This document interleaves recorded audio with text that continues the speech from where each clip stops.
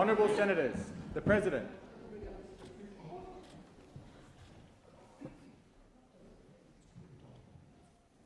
I acknowledge the Ngunnawal and Ngambri peoples who are the traditional custodians of the Canberra area and pay respects to the elders past and present of all Australia's Indigenous peoples. Senators, I invite you, as I read the prayer, to pray or reflect in your own way on your responsibilities to the people of Australia and to future generations. Almighty God, we humbly beseech thee to vouchsafe thy special blessing upon this parliament, and that thou wouldst be pleased to direct and prosper the work of thy servants to the advancement of thy glory and to the true welfare of the people of Australia. Our Father, which art in heaven, hallowed be thy name. Thy kingdom come, thy will be done in earth as it is in heaven. Give us this day our daily bread, and forgive us our trespasses, as we forgive them that trespass against us. And lead us not into temptation, but deliver us from evil. For thine is the kingdom and the power and the glory for ever and ever. Amen. Are there any documents to be tabled by the clerk? Yes, President. I table documents pursuant to statute and returns to order as listed on the dynamic red. Are there any proposals for committees to meet during the sittings of the Senate? President, committees have lodged proposals as shown at item 4 of today's order of business. I remind senators that the question may be put on any proposal at the request of any senator.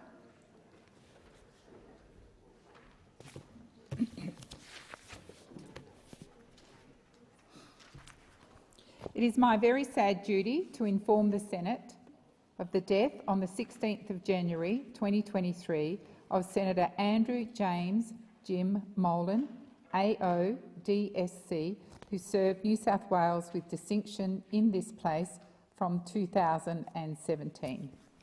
I call the Leader of the Opposition.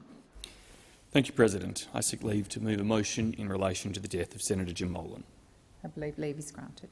I thank the Senate. I move that the Senate records its deep sorrow at the death on 16 January 2023 of Senator Andrew James Jim Molan, AO DSC, Senator for New South Wales and retired Major General, and places on record its appreciation and gratitude for his service to the nation and the Parliament, and tenders its profound sympathy to his family in their bereavement. President, as I move this motion to mark the contribution made by our late dear colleague Jim Molan, I begin by giving thanks. The celebrant at Jim's funeral, Father James Grant, asked one particular thing of all of us in memory of Jim. It was to better embrace the attitude of gratitude that Jim demonstrated for all that was good in his life and for those who enriched it.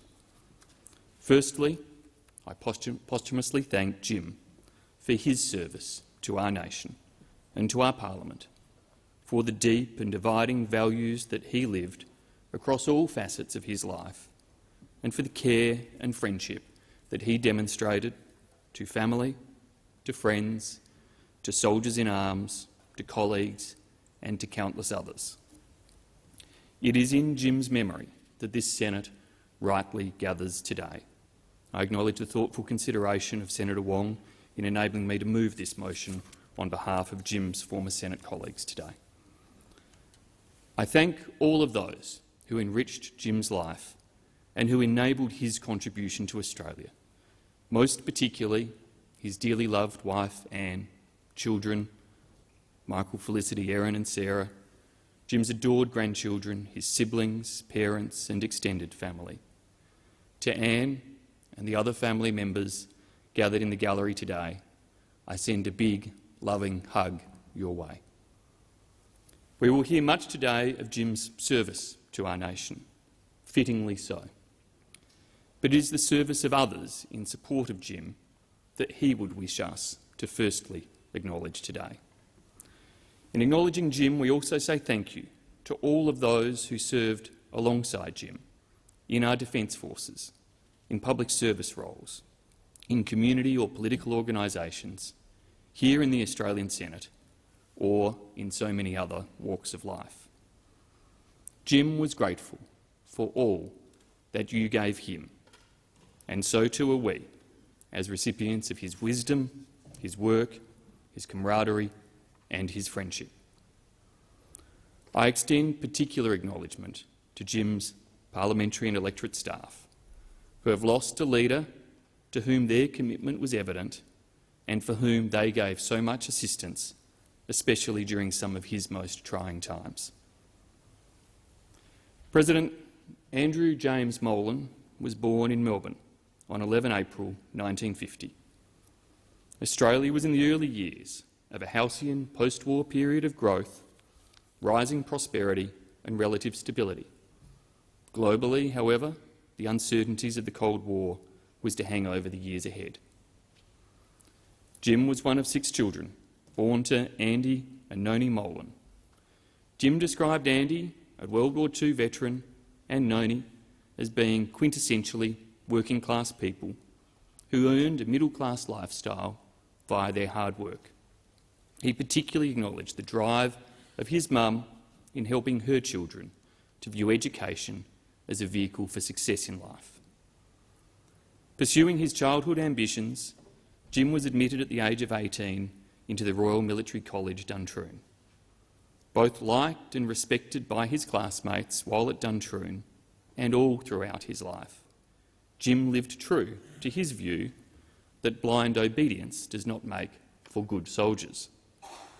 He would challenge and test, occasionally earn reprimand, but ultimately show the same respect in the same way that he earned the respect of those who served with him. As he said in his first speech to this place, leadership is everything. Leadership certainly was at the heart of everything that Jim achieved. While at Duntroon, Jim was to meet Anne Williams, the love of his life and true partner in his life. Their married life was to start in the midst of Jim's first overseas posting from 1972 to 1975 in Papua New Guinea. This was to be his first period of service as an Australian serviceman helping another country on their journey along the sometimes difficult path towards democracy. Jim would go on to serve in Indonesia, using his Bahasa language skills on 2 postings as Australia's Defence Attaché, including during the fall of the Suharto regime. He served in East Timor as it moved towards independence, in the Solomon Islands and in Iraq. He was to see different threats, notably terrorism, grow in the challenge they posed, and the nature of conflict evolve with those changes in threats and technology. But whatever those changes, Jim was always emphatic that people and leadership remained the keys to success. It was in Iraq that, while serving as Chief of Operations to the multinational force, Jim had effective responsibility for the command of more Allied troops than any other Australian military leader since World War II. While never pretending that these operations were faultless, Jim was rightly proud of the role so many played in trying to support peace, democracy and self-determination. During his 40 years of service in the Australian Army, Jim would also serve in Malaysia, Germany and the United States. He was to serve in the 9th Battalion Royal Queensland Regiment, the 3rd and 6th Battalions Royal Australian Regiment, and as the commander of the Australian Defence Colleges. Along the way, he was also to train as a helicopter pilot, cementing one of his great loves, flying. Jim and Anne were also to welcome 4 children amidst the transient and mobile life of military service: Sarah in 1981, Erin in 1983, Felicity in 1984 and Michael in 1989. In July 2008, by then Major General Molan retired from the Army. Jim was rightly highly decorated, having been awarded the Distinguished Service Cross in 2006, been made an officer by the United States in the Legion of Merit in 2004, and firstly a member of the Order of Australia in 1992, subsequently an officer of the Order of Australia in 2000. Retirement was never likely to suit Jim Molan, though. His first book, Running the War in Iraq, was published in 2008. Jim and Anne settled on a property near Queanbeyan, and he threw himself into service as a member of the local volunteer bushfire brigade. He was to use his love of flying to support rescue and emergency operations, and also take that knowledge, skills and his leadership attributes to become a director of the National Aerial Firefighting Centre. Public service was soon to call again, in a different way. Jim has been acknowledged by former Prime Ministers Abbott and Morrison as a co-author of the Coalition's Operation Sovereign Borders policy. With the election of the Abbott government in 2013, Jim was appointed as a special envoy to help oversee its implementation. As Jim was to subsequently say, and I quote, "Australia had to consistently demonstrate national resolve in facing down the people smugglers." Jim was a big part of that resolve, which didn't just stop the boats, but also stopped the deaths at sea and enabled the winding down of offshore processing centres. Through this time, Jim had also been a frequent and thoughtful commentator on national security matters, writing extensively about the challenges faced in the war in Afghanistan, the ongoing threats of terrorism, the battle for democracy, the strength of Western values and border protection policies. Jim's many divergent experiences, his love of country and his love of public policy culminated in him becoming active in the Liberal Party and seeking Senate pre-selection ahead of the 2016 double dissolution election. He was to be unsuccessful in securing a winnable position, but fate or destiny were clearly determined that Jim was to serve in this place. It is likely that Jim Molan is the only senator in history to have been declared elected by the High Court as a result of the disqualification of others, then lost the subsequent election from another unwinnable position on a Senate ticket, then chosen to fill a Senate casual vacancy, and then successfully re-elected on his third attempt. Such a rollercoaster experience may have embittered others, but not Jim Molan. He treasured every single day that he was a member of the Senate, from December 2017 to June 2019, and again from November 2019 until his death last month. Jim Molan was determined to make each day here count, and he did. Looking back on his first speech 5 years ago in 2018, Jim demonstrated his deep intellect and knowledge in global affairs and military strategy. He specifically singled out the impact of Russia, Iran, China and North Korea in threatening the liberal world order and creating strategic uncertainty and instability. In different ways, the events and actions that have occurred since have certainly validated his concerns from that time. Some commentators portrayed Jim purely as a China hawk. This was simplistic and overlooked Jim's earliest statements that we should welcome China's emergence as a world power, especially the development gains it has delivered for humanity. He was clear that we should welcome China, though, from a position of strength and needed to increase our self-reliance. For Jim, it was a simple case of showing leadership in the face of a saying that he often repeated: be ready and be strong, because the world is a nasty and brutal place. Jim was willing to speak out, even when it was uncomfortable for those he liked, trusted or supported. He did so with a sense of duty, a sense of purpose and a belief that it was necessary for him to do so for the sake of the country that he loved and to preserve its values of liberty and democracy. Self-reliance was something Jim argued required a comprehensive national security strategy, embodying much more than just the purchase of military equipment or defence force posture.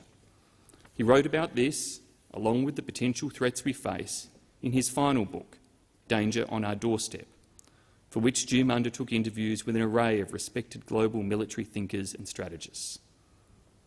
Many former defence ministers were recipients of Jim's wisdom, whether it had been solicited or not. But it was nearly always welcomed because it was delivered with the purest of motivations, the deepest of conviction and the greatest of consideration. Once on a mission to achieve an outcome, Jim's efforts were never solely directed at defence ministers. Prime ministers and others, including finance ministers, were not exempt. I too was the subject of Jim's drive to ensure Australia's national security capabilities were not narrowly defined through the prism of defence posture or defence material, but in all aspects of our industrial and societal capability. Unfailingly polite, but equally relentless, Jim would make his case in meetings, conversations, reports, papers, messages, interviews and articles. It was this advocacy by Jim that, in part, saw the specific budgeting of funding for a dedicated Office of Supply Chain Resilience in the Department of Prime Minister and Cabinet. Many other colleagues will have their own examples of the impact Jim had on policies, decisions and recommendations throughout his time here, which also saw him make thoughtful contributions on issues such as veterans' wellbeing, nuclear energy and, at a very personal level, stillbirths.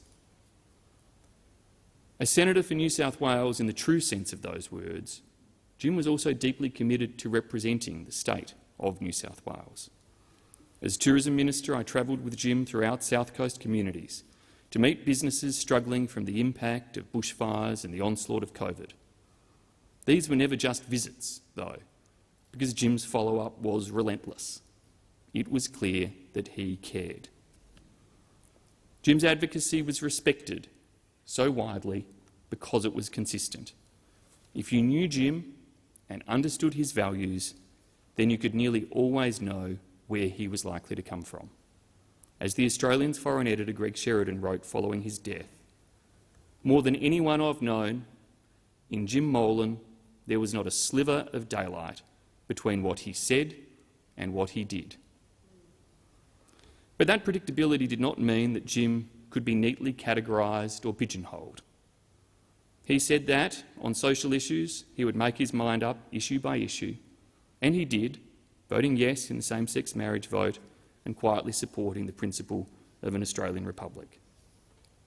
The last 2 years of Jim's service as a senator were a difficult time. He battled cancer with a determination and a resilience that surprised none who knew him. Jim had more to do, more to give, and desperately wanted more time with Anne, with his children, and especially with his 5 grandchildren. Complaint was never a part of how Jim responded to his cancer diagnosis. As has been noted elsewhere, if anything, he shielded those he loved and those he worked alongside as much as he could, always painting an optimistic view of when he would be back at full speed. Treatments and infections did impede Jim's ability to do all that he wanted to, but he never stopped contributing, continuing to undertake interviews, to write, to scrutinise and to hold governments to account, both ours and the new Labor government. Following the change of government last year, Jim kept reassuring me that, even when he could not attend sittings due to treatment, he was working with his team on questions for new ministers and that he would be back here for estimates. True to form, he was back here at estimates, making his last appearance at Defence Estimates on 9 November last year, to grill officials in his polite way on the Defence Strategic Review, their military preparedness over 5- and 10-year horizons, and the divergent threats that Australia faces. Jim Molan was true to form, serving the interests of Australia right to the end. It is perhaps fitting that I was in Papua New Guinea, the country of Jim's first overseas posting, when I was advised on the evening of Monday, 16 January, of his death. It is a death felt with great sadness by all of Jim's colleagues, who valued his abiding commitment to Australia, his diligence as part of our Liberal and Coalition Senate team, and his thoughtful, caring friendship. As a national outpouring of respect and commemoration ensued, it is clear that Jim's life had touched and earned the respect of countless individuals. Australia has lost a true patriot in the best sense of that word, and a serviceman who demonstrated unwavering dedication to the safety and security of our nation. Jim Molan served Australia as a soldier, a diplomat, a senator, a community volunteer and a strategist. He was a man of principle who was willing to make sacrifices for his beliefs and embodied the best of service to his nation. We can all best honour Jim by remaining diligent to the enduring safety, security and peace that we rely upon to safeguard Australia's democracy, liberty and prosperity.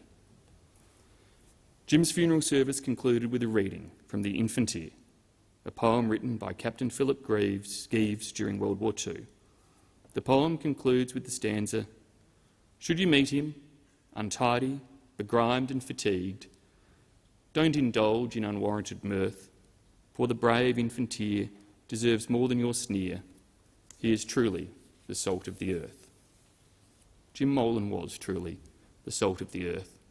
We are each better for knowing him and wiser for having served alongside him. Australia is stronger thanks to Jim's comprehensive service to our nation. His life did make a difference. Thank you, Jim. We salute you. Vale. Thank you, Senator Birmingham. Senator Wong. Thank you, President. And I rise on behalf of the government to express our condolences following the passing of our colleague, Senator Andrew James Molan, AO DSC, better known to us all as Senator Jim Molan, who passed away on the 16th of January 2023 at the age of 72. And I convey at the outset the government's condolences and my personal sympathy to Jim's family and friends. And I particularly acknowledge the members of his family who are here today, including his wife Anne and daughters Erin and Felicity and many others. I also express my personal sympathy to my colleagues across the chamber on your loss. It is a sad circumstance that this is the third of our number we've eulogised in just 18 months. Senator Jim Molan lived a life of public service. He was called to serve, he chose to serve, and he did so with distinction. Jim Molan entered the Senate following a substantial career in the military that saw him attain the rank of Major General. He quite easily could have enjoyed life at a slower pace following retirement from the Australian Army. He instead took up duty once more as a determined advocate for the people of New South Wales, and his time as a parliamentarian was distinguished by his vigorous contribution to the national security debate, which will outlast his time in this place. But his work extended well beyond national security issues. Jim Molan was a person who placed high importance on personal character and integrity, no more so than in his own conduct. Prime Minister Albanese described him as a man of principle and a politician of conviction, someone who engaged across political divides courteously and generously. And that capacity to engage in that way with people from all walks of life is fondly remembered by so many. He leaves a legacy of professionalism, of dedication and of service. Born in Melbourne, Jim Molan had only one career in mind and he went straight to it as soon as he could. He graduated from the Royal Military College Duntroon in 1971 after entering at the age of 18. Between the beginning and the end of his military career, his distinguished service includes deployments to Papua New Guinea, Indonesia, Timor-Leste, Malaysia, Germany, the US and Iraq. Indeed, he was deployed to serve at many important junctures in our history. He was in Papua New Guinea as it turned the corner to independence, a watershed moment in the life of two nations, with the end of Australian colonialism and the Papua New Guinean people achieving self-government. Posted to Jakarta on multiple occasions in the 1990s, he was in Indonesia, then Timor-Leste through the fall of President Suharto, the Asian financial crisis and Timorese independence. Occasionally he would address me in Bahasa Indonesia, a legacy of this time. Selamat pagi, Ibu, he would say. And for those who speak any Indonesian, you would know that is a very respectful manner of address.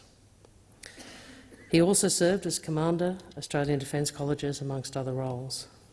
In Iraq, he served for a year as the Chief of Operation of Coalition Forces. He was responsible for overseeing some 300,000 personnel, more than any Australian since World War II. It was a difficult and dangerous deployment, including the 2005 election, during which time coalition and Iraqi security forces were attacked hundreds of times. His military service was appropriately recognised through the award of the Distinguished Service Cross by the Australian Government and the Legion of Merit by the United States Government. The citation for the Distinguished Service Cross, awarded in 2006, states it was awarded for distinguished service in command and leadership in action, while serving as Deputy Chief of Staff for Strategic Operations and Deputy Chief of Staff Civil Military Operations with Multinational Force Iraq from April 2004 to April 2005 during Operation Catalyst. He was also twice recognised in the Military Division of the Order of Australia, including for his service as the head of the Australian Defence Staff in Jakarta during the Indonesian and East Timor crisis. Following the conclusion of his military career, Senator Jim Molan remained active as a public commentator on matters of defence and security. Living on a property not far from Canberra, his active involvements in the local fire service would soon extend beyond his own brigade. In combination with his experience flying helicopters and fixed-wing aircraft and tactical and crisis management expertise, it led to a role as Director of the National Aerial Firefighting Centre. He also worked as a consultant and in public policy and became actively involved in politics as a result of this. And as Senator Birmingham has said, he played a significant role in shaping coalition policy before and after the 2013 election. Having unsuccessfully stood for the election to the Senate in 2016, Senator Jim Molan first entered this place in 2017.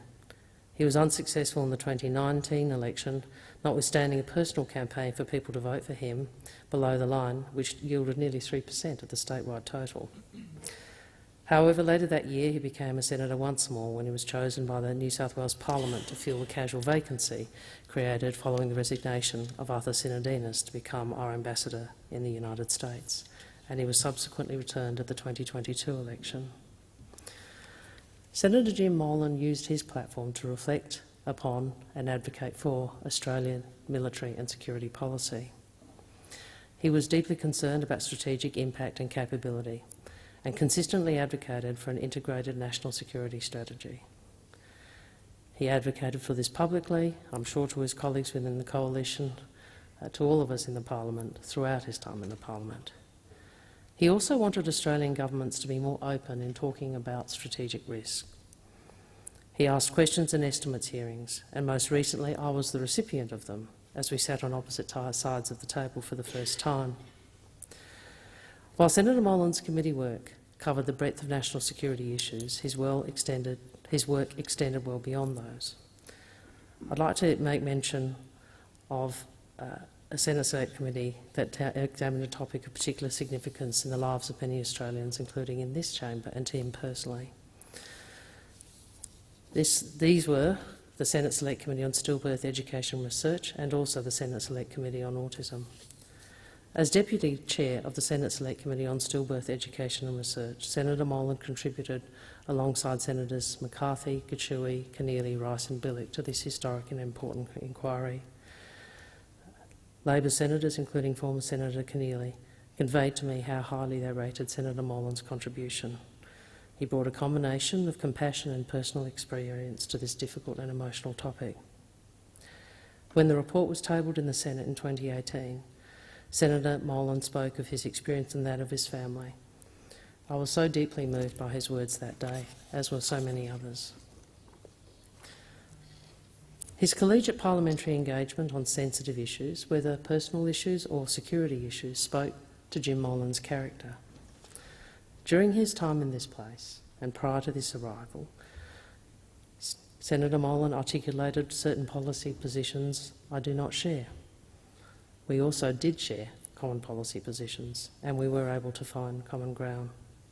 Senator Jim Molan was a man who I respected. He treated issues of defence, national security and foreign affairs with the maturity they deserve. I honour his deep convictions, forged in his lifetime of service. And during our parliamentary exchanges, as recently as the recent budget estimates hearing, we were able to engage in dialogue respectfully and without rancour. One of the things that makes our country strongest is our ability to look to the national interest, and to engage constructively without acrimony or animosity. As Senator Molan's family said, he was many things: a soldier, a pilot, an author, a volunteer firefighter and a senator. These roles and the many others Jim Molan took on in his lifetime speaks to his ability, his capacity and his enthusiasm. And even through his illness, Senator Molan continued to be a strong advocate for Australia's defence and national security and a dedicated servant of the people of New South Wales in this parliament. Senator Birmingham spoke in his contribution about the importance of living life with gratitude. And it is true, in gratitude, we find a way to contentment, to peace and to wisdom. Well, Australia owes a debt of gratitude to Jim Molan for his dedicated service to our country, in our Defence Force, through public policy and in our parliament. But of course he was much more than this. Senator Molan was a husband, a father, a grandfather, a brother, a friend and a colleague. And he often spoke of his love for his family. His devotion was clear to all who knew him.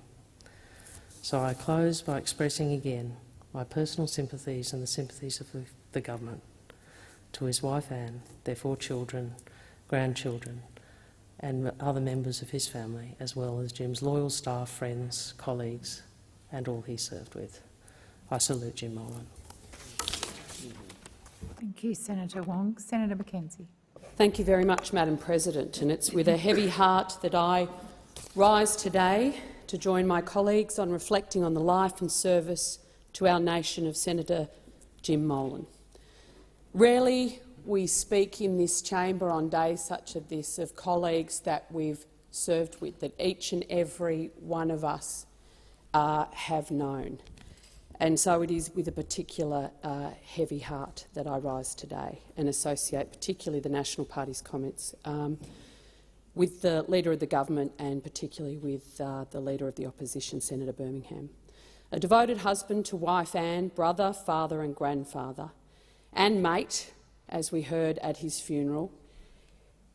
On behalf of the Nats, we convey our deepest condolences to Jim's family and friends. He was a giant, a warrior, taken too soon, and as Senator Birmingham said, and others have made reference since his passing, a true patriot.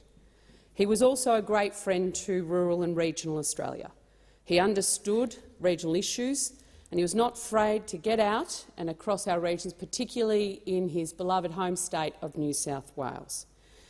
Despite some tensions earlier in his parliamentary career, Jim was a great friend to the Nationals team and regularly attended our events and worked collegiately. And I can also attest, as former Minister for Emergency Management and Agriculture, to Jim's advocacy, strong advocacy, in those particular policy areas. We would often speak about the needs and interests of rural and regional Australia and the recovery from the bushfires in New South Wales. Many have already attempted to describe Jim's passion, character and contribution to our society in this nation, but if I could use just one word that encapsulates all these, it would be patriot. He met everybody with a really warm, open smile, an engaging and open spirit, which often we come into the Senate and we don't display that openness when we are actually tasked with representing all the spectrum of ideas that exist across our nation. But Jim was prepared to listen, to learn, to engage deeply and then to respond respectfully. He had a profound sense of duty to his family, the Defence Force and his nation. He served his community constantly, working with charities and the Rural Fire Service, serving in our parliament and our country and the Australian Army. He joined the Australian Army as an officer cadet in 1968. Now, for the political nerds amongst us, that was also the same year that Blackjack McEwen was Prime Minister for a couple of weeks, which we in the National Party wish had been a little longer, but McMahon had other ideas. It was a time that many in this country would not remember or know, but I think it's important to reflect that Australia was engaged in the Vietnam War at that time. More than 100 Australians had already lost their lives in a conflict far away, and 1968 became the deadliest year of that conflict. It was in this context that a young Jim Molan couldn't wait to sign up and serve. A distinguished career followed over the next 40 years, including posts in Papua New Guinea, Indonesia, East Timor and Iraq.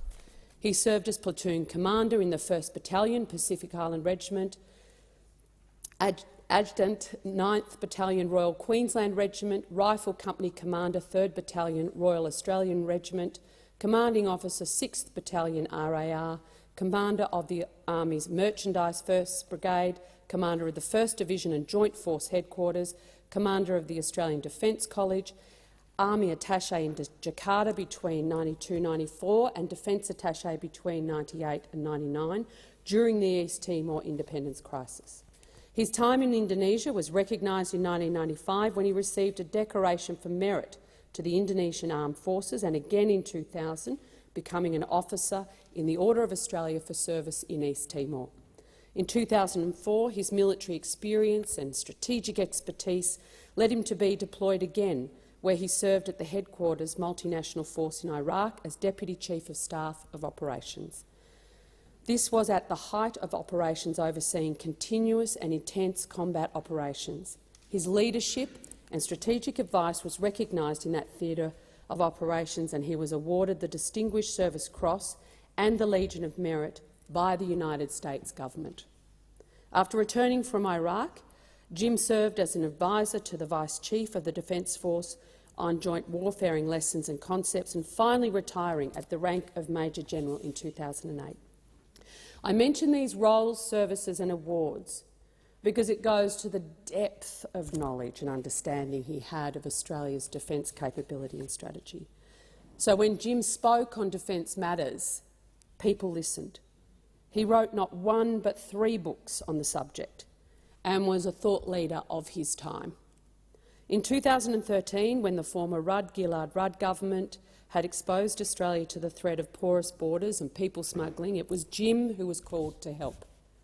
Soon after the coalition swept to power in 2013, he was appointed by Prime Minister Tony Abbott as Special Envoy for Operation Sovereign Borders, co-authoring the strategy to stop the boat and create a sophisticated defence and border force intervention in a complex region. His deep understanding of the Indo-Pacific, military tactics and defence strategy were key in ending human trafficking, people smuggling and ensuring Australia's northern border was secure. And despite what some may say and continue to say about Operation Sovereign Borders, it was not only a success, but it continues as bipartisan government policy to this day and is being seen internationally as a policy worth implementing. Following this success, it became as no surprise to many when he was elected by the Liberal Party to join us in this place in 2018, boosting the coalition's expertise on defence and security. And albeit a comparatively brief time in this place, it was incredibly well spent. He didn't waste a minute here. And despite his towering physical presence, he never looked rushed at all, despite being urgent in his advocacy at every single moment. It's actually a unique gift in this place. He was quick to employ the oversight mechanisms contained in the standing orders and served on many committees scrutinising Australia's defence readiness and forward strategy. And for those who are reading this at some future date, he was part of the government whilst also scrutinising the strategy and the spending in that space. So he's very much a senator in that regard. And we were very fortunate to have had his knowledge, expertise and passion. He was a vocal advocate for improving Australia's defence capability and strategic response. None were more ardent than his advocation for greater transparency in Australia's future national defence strategy. In his last opinion piece for The Australian in November, he said, and I quote, "A more open, frank dialogue is required between Australia's government and its people about the challenges that lie ahead. War is now more likely than at any point in the past 80 years. But our next conflict won't involve a few thousand troops on faraway shores. It will occur on our doorstep, impacting the entire nation. And if government is hoping that when this happens it can rely on Australians to fight in our defence, or at the very least pay the bills, now is the time to start a very candid discussion. And the late Jim Molan was right. The invasion of Ukraine cannot be seen as an isolated act, nor can we be ignorant to the coercive powers of nations seeking to exploit others or the growing complexity in our own region. We've faced some serious challenges as a nation over the past 3 years, and we've seen how quickly international settings can change. From viruses to the downfall of political regimes to regional conflict, our world has changed rapidly. It's reminded us all that whilst the efforts of a peaceful continue to outweigh the efforts of the malevolent few, conflict in this world is inevitable, and as a nation we must meet the task of constant vigilance. There is much we can do to delay conflicts, but we must always be prepared to meet it, and we must always be stronger in that moment than we were before for the decisions we have all made in this place. Senator Jim Molan knew this, and like a young Churchill warned of the dangers of being ill-prepared. He sought to ensure Australia is ready for whatever came next. His contributions to this debate, I hope, will be heeded, and they will be sorely missed over time, but I'm confident his legacy will live on. Jim met his last battle with typical resolute determination and incredibly positive spirit, and he's an example for us all when we face adversity. Sympathy and condolences to Anne and his 4 children and grandchildren and wider family and friends. Vale Jim Molan. Thank you, Senator Mackenzie. Senator Cash. Thank you, Madam President, and I too rise to pay my respects to our colleague Senator Jim Molan. And in commencing my comments today, I do just want to acknowledge Jim's family, and in particular those members who have been able to join us in the gallery today. At his funeral in particular, but in life generally, Jim had so many rich experiences. There are almost too many to actually talk about. We are going to hear so many of them today, and at his funeral in particular, or at the celebration of his life, should I say, we're all able to be privileged to the presentation of his military record. But when you look at what was the one rich experience in life that Jim treasured more than anything, and it was one that he was so happy to talk about at any time, on any day, and that was, of course, his family. That was the richest experience in Jim's life, despite serving us at the highest levels, whether that be in the armed forces or the Australian Senate. His family was the richest experience in his life. Colleagues will recall that when Jim walked into the final Coalition Senate party room, and it was unexpected to have Jim join us that day, he received resounding applause. We were just all so honoured but so happy to have Jim join us for that final Senate party room meeting. All of us knew he had had a battle on his hands. That was something that was on the public record. But I don't think any of us knew that we would be farewelling him so soon. We had certainly hoped not, and many of us had prayed not. The rousing applause, though, wasn't just for a man who was fighting a very brave battle with cancer. It was for so much more. It was for the man that we as his colleagues had come to know, respect and love. It goes without saying that Jim was a giant of a man. And since his passing, so many members of the Liberal Party in particular have said to me, Michaelia, what is the one thing that you personally remember about Jim Molan? And I think, as Senator Mackenzie has just articulated, the one thing I will always remember about our colleague Jim Molan is his smile. Whenever Jim walked into a room, it did not matter what the day was, what the time was, what the issue was, what the challenge was. It didn't matter what the battle he was that he was personally fighting. He was always smiling. And when you saw Jim smile, you knew, oh, everything's actually going to be all right. He was without a doubt a true patriot and dedicated servant of this nation. And of course, that wasn't just throughout the period of time in this place, but throughout his career and life. But he was, as we have heard, so much more as well. He was without a doubt a gentleman, a decent and honourable man, and as I've said, and as we are going to continually hear today, he was a committed family man, dedicated to his wife Anne, children and grandchildren. Jim's service to the nation began at a very young age.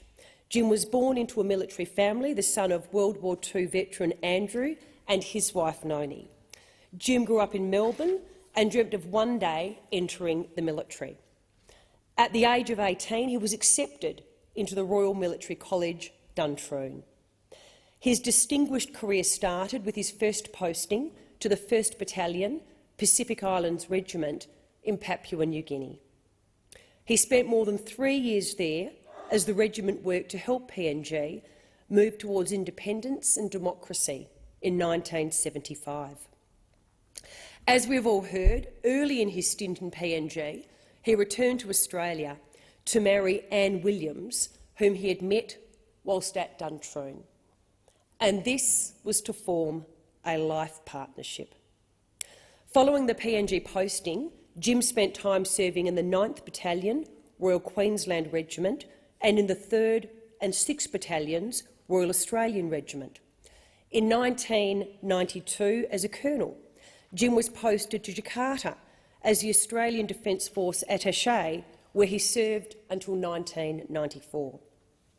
In 1998, as a brigadier, he returned as Defence attaché for another 2 years, witnessing Indonesia's chaos following the fall of President Suharto, the Asian financial crisis and East Timor's vote for independence. He joined the Australian Army deployment in East Timor in 1999 and later became commander of the Australian Defence College. It doesn't stop there, though. Jim was posted to Baghdad in 2004 as Deputy Chief of Staff for Operations for the new multinational force. He effectively commanded a force of 270,000, including more than 130,000 Americans, the rest drawn from Iraq and dozens of coalition nations. In Iraq, Jim led the creation of new mechanisms to coordinate and improve the security of vital infrastructure, monitoring overall security, repair, ministerial liaison, contracting and command. He was in command during the battles of Fallujah, Najjar, Talafar, Samarra and Mosul. Jim survived an anti-aircraft gun attack on a Black Hawk helicopter. It was one of at least 15 attacks that he survived, including from rocket-propelled grenades and mortars. The Iraqi election scheduled for January 2005 represented a huge challenge. In the 7 days before the Iraqi election in January 2005, coalition and Iraqi security forces were attacked around 800 times and 260 times on election day. On the night before the election, a rocket hit a room next to Jim's room, killing 2 Americans. It failed to detonate, probably saving Jim's life. Jim was a highly decorated soldier during his military career. He was awarded the Australian Active Service Medal, Defence Force Service Medal Federation Star, the Australian Defence Medal, the Papua New Guinea Independence Medal, the Order of the Star of Utah, Dharma 3rd Class Indonesia, Officer of the Legion of Merit, United States, and the Distinguished Service Cross. Of that, I know his family is is so very proud. He was also appointed a member of the Order of Australia in 1992 and Officer of the Order of Australia in 2000. From the moment Jim stepped into the Senate chamber in 2017, he showed wisdom, integrity, commitment, resilience and perseverance. As we have heard, Jim's extensive and highly decorated military career meant he brought strong views into this place about Australia's place in the world, our defence capabilities and our future requirements. His military experience and security knowledge meant he was an invaluable member on the Joint Standing Committees for Foreign Affairs, Defence and Trade, as well as migration. Jim was, without a doubt, a conviction politician. But at the same time, despite being a conviction politician, he was someone, and we learnt this so well, who would listen to all sides of an argument before deciding his position. But once Jim had decided a position, he then fiercely held and defended it. He was a great believer in the Liberal values and worked hard within the party to build grassroots membership and to also mentor young Liberals. He was, in fact, also a mentor for many in this place. Someone with so many years' experience outside of politics always has a great perspective to bring into the Senate. Jim was also a sought-after commentator for obvious reasons, particularly on national security and defence matters. Outside of this place, though, he had a great love of flying and held both fixed-wing and helicopter pilot licences. He also served his community as part of the Rural Fire Brigade. But, as I stated at the beginning, Jim's greatest love of all was his family, and he celebrated 50 years of marriage to Anne in April of last year. It is never easy losing a life partner, but after 50 years together, I can't even begin to imagine what that is like.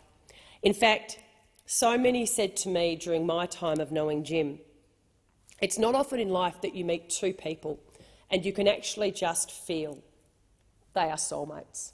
They have come together in this life. And that is something that people often said about Jim and Anne. They are true soulmates. Jim and Anne's marriage, of course, produced 4 wonderful children, and my condolences go to daughters Sarah, Erin and Felicity, and son Michael, as well as his beautiful grandchildren, whom, as we all know, he just adored. We saw at Jim's funeral what a wonderful and close, tight-knit family you are, and how your strong bond will help see you through this. Again, we are going to hear so often today just how proud Jim was of his family, and without a doubt, he was not shy in telling us that. There will always be a family within this place who will always be here for you all, ready to support and help you in any way we can. And finally, to Jim himself. Thank you, Jim, for your great service to this nation over many years. There are very few like you in this nation's history, but we should all hope that there will be more like you in our future. A finer example could not have been set. Rest in peace, Jim Molan. Senator Gallagher. Thank you very much, and I appreciate the opportunity to make a brief contribution to this condolence motion honouring the life and service of Senator Jim Molan. And I'd like to begin by acknowledging his family, friends and colleagues who are feeling his loss so deeply. In the loss of Senator Molan, we have lost a truly national figure, a national leader, and for me, as the Senator for the ACT, a much-loved local from this Canberra region. At Senator Molan's funeral service, at the memorial service, I learned a lot more about the man that I served alongside of in this place, a man who had dedicated his entire career to public service, in the Defence Force, in the Parliament, in the community and in the Liberal Party. He wore many hats, and at that funeral service I was also struck by what an interesting and exciting life he had led, and how he was at so many pivotal moments in Australia's national history and in fact in global history. Some have described Jim, even here today, as a giant of a man. And when we use that to describe Jim, it's never meant just referring to his physical presence. I mean, if Jim was in the room, you certainly knew about it, not just because you couldn't miss him, because he was often taller than everybody else in the room, but it was also because of his energy in that room. People have spoken of the smile, and I think at the funeral service about his the hand that reached out and said, "Hello, Jim Molan," with a big smile, and I certainly remember that and could relate to that as well. But it wasn't just his energy, it was also his interest in whatever was going on. And I think people who are interested in others is an underrated quality or often unrecognised, but it showed the true character of a person with an open mind, prepared to learn, wanting to learn, and also wanting to know other people who he worked with. And that's something that I will always remember about Jim. A couple of other things. I think in this place people often see publicly the arguments, the fight, the divisions. What they don't often reflect on is the amount of time we spend together getting to know each other. And even though our politics might be different, we get in this chamber, the small nature of it, the small number of us, we get to spend time with each other, even if it is only during those 5-minute divisions that seem to go on some days. We spend time with each other, we get to know each other, and again, others have spoken today about Senator Molan's deep love of his family, and that was something, again, that stood out for me. Often when we'd sit together during a division and we'd turn to talk about our family, what was going on, and of course you could not mistake the deep, the love he has for Anne and for his children and stories of his grandchildren. And so when people see us sometimes sitting side by side and laughing in this place, that's often what we are talking about. And again, it's not an often recognised part of this job. The other thing I remember is always going out and being on the booths in Queanbeyan, and I think every time I would go out there, Jim Molan would be on the same booth. And I would think, how could this possibly be? There's so many booths, and everyone I turn up to, Jim is there on the stump, getting in way of me trying to lobby voters. But again, I think it's his energy and the fact that once he committed to something, he was there, and so the work he did, and that's again, I think, the reason I'll remember Jim forever is the fact that we did do some of that campaigning together in Queanbeyan, vying for the same voters often. The other, and one of the final things I want to say is Senator Birmingham and Senator Wong spoke about gratitude, and again that is something that stands out to me in my dealings with Jim. And I remember after he was diagnosed with cancer and he'd gone through his first round of treatment, he reached out to me to express his gratitude for the services of the ACT health system. I thought that was a particularly generous thing to do when he was going through his own, his own illness and dealing with that and the consequences of that, that he took time out to reach out to me to acknowledge the Capital Region Cancer Centre and the staff at the Canberra Hospital and others who had provided him with treatment. And again, that talks to the man that we all knew. Since his passing, Senator Molan has been remembered as a loyal servant to the people of his community, the people of New South Wales and our country more broadly, and today the Senate honours his service. Senator Molan dedicated his life to serving our nation through his many roles, with which he always served with distinction. I hope that this this condolence motion today in the Senate offers his family some comfort. The respect with which he was held offers some comfort as they mourn a life taken too soon. Thank you. Senator Ruston. Thank you.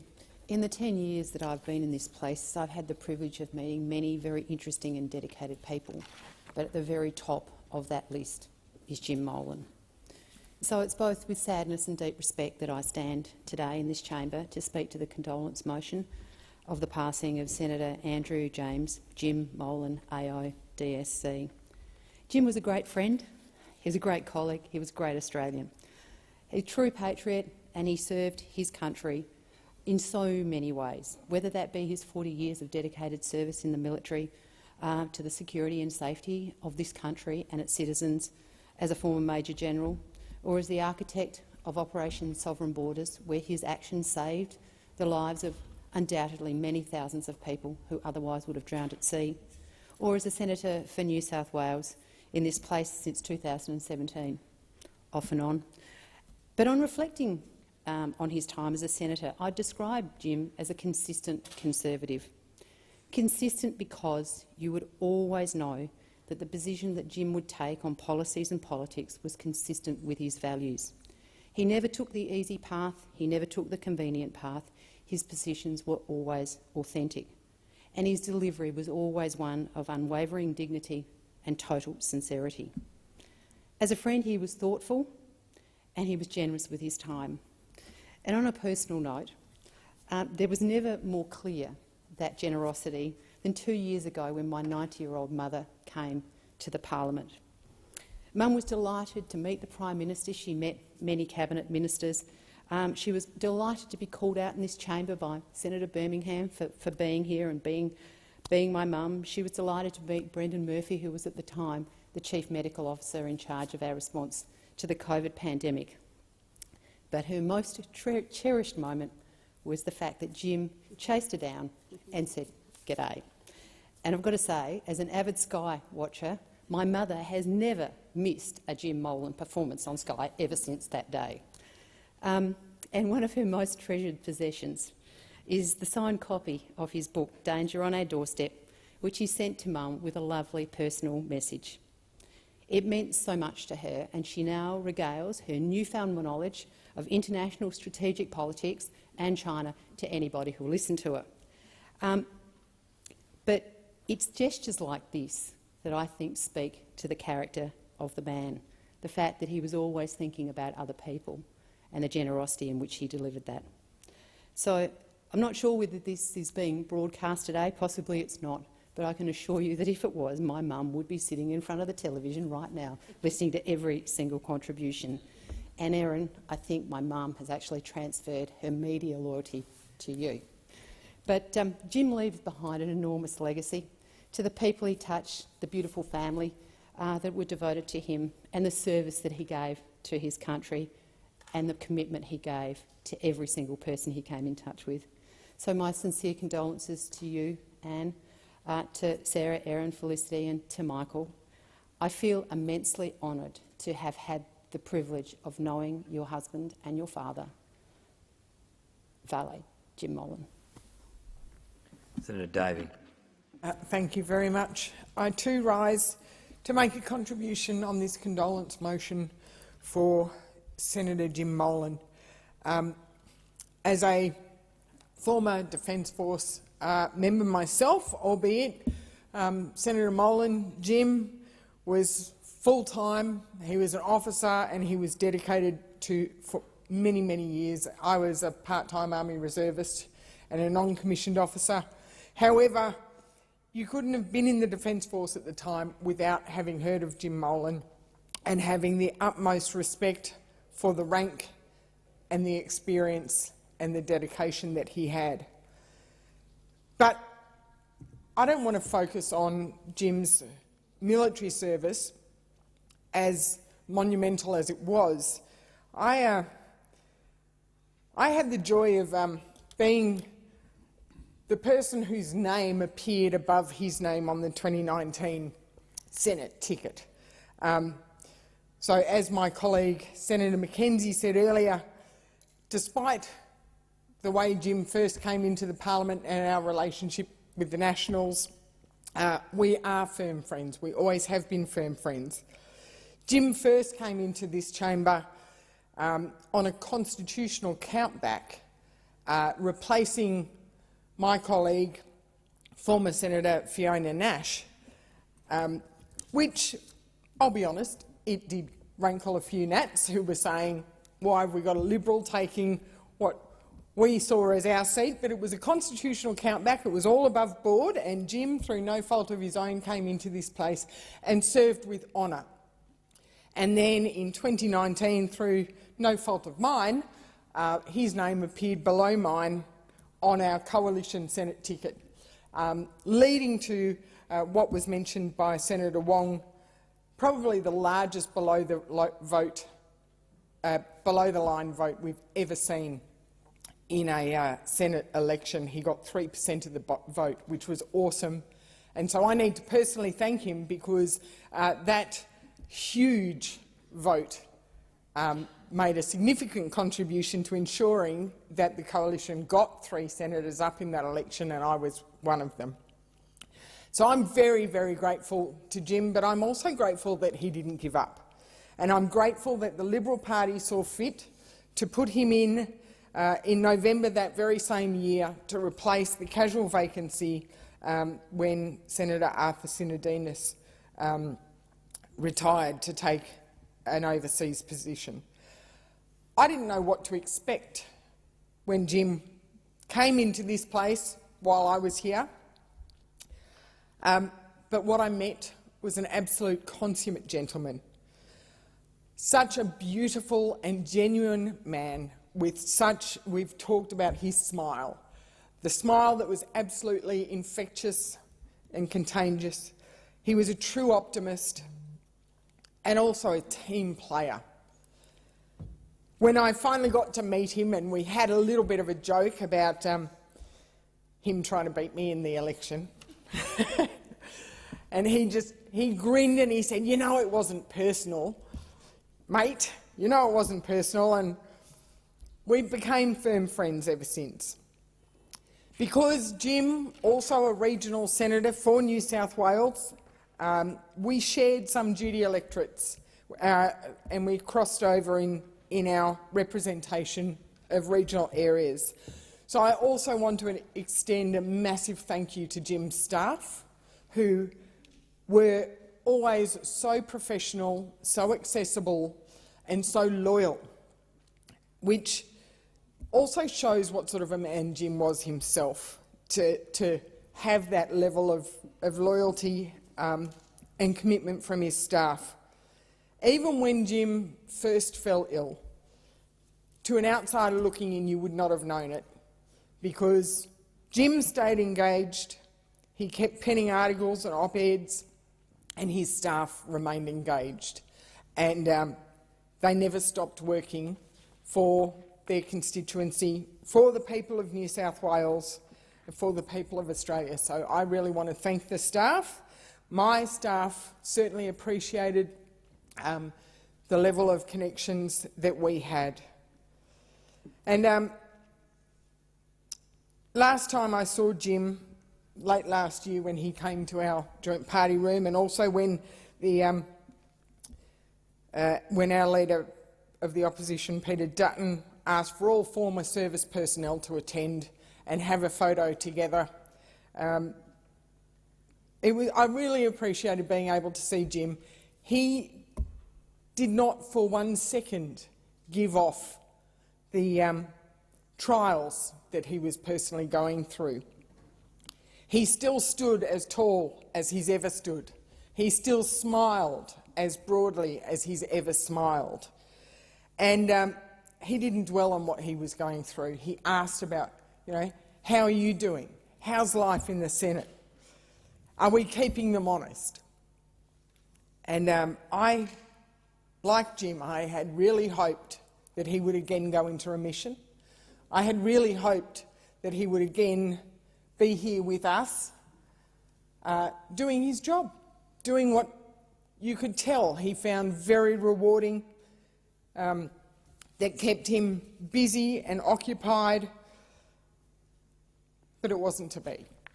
So my condolences to Anne and to his family. I am so grateful that you allowed Jim the time to spend in this place with us. And I'm sure I join all my colleagues in sending you our condolences. I'm sure he's at peace and he will not be forgotten. Thank you. Senator McAllister. Thank you very much, Deputy President. Well, I too appreciate the opportunity to rise and speak on the occasion of the death of Andrew James Molan, our respective colleague that we all knew as Jim.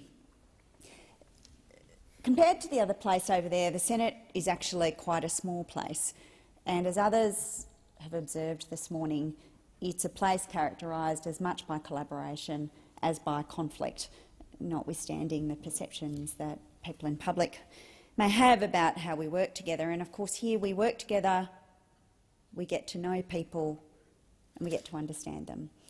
I served briefly with Jim on the Parliamentary Joint Committee on Intelligence and Security, but I served for a much longer period on the Select Committee on Foreign Interference through Social Media, where I was the chair and Jim was the deputy chair. Jim and I, of course, did not agree on everything or indeed many things. We come from very different political traditions.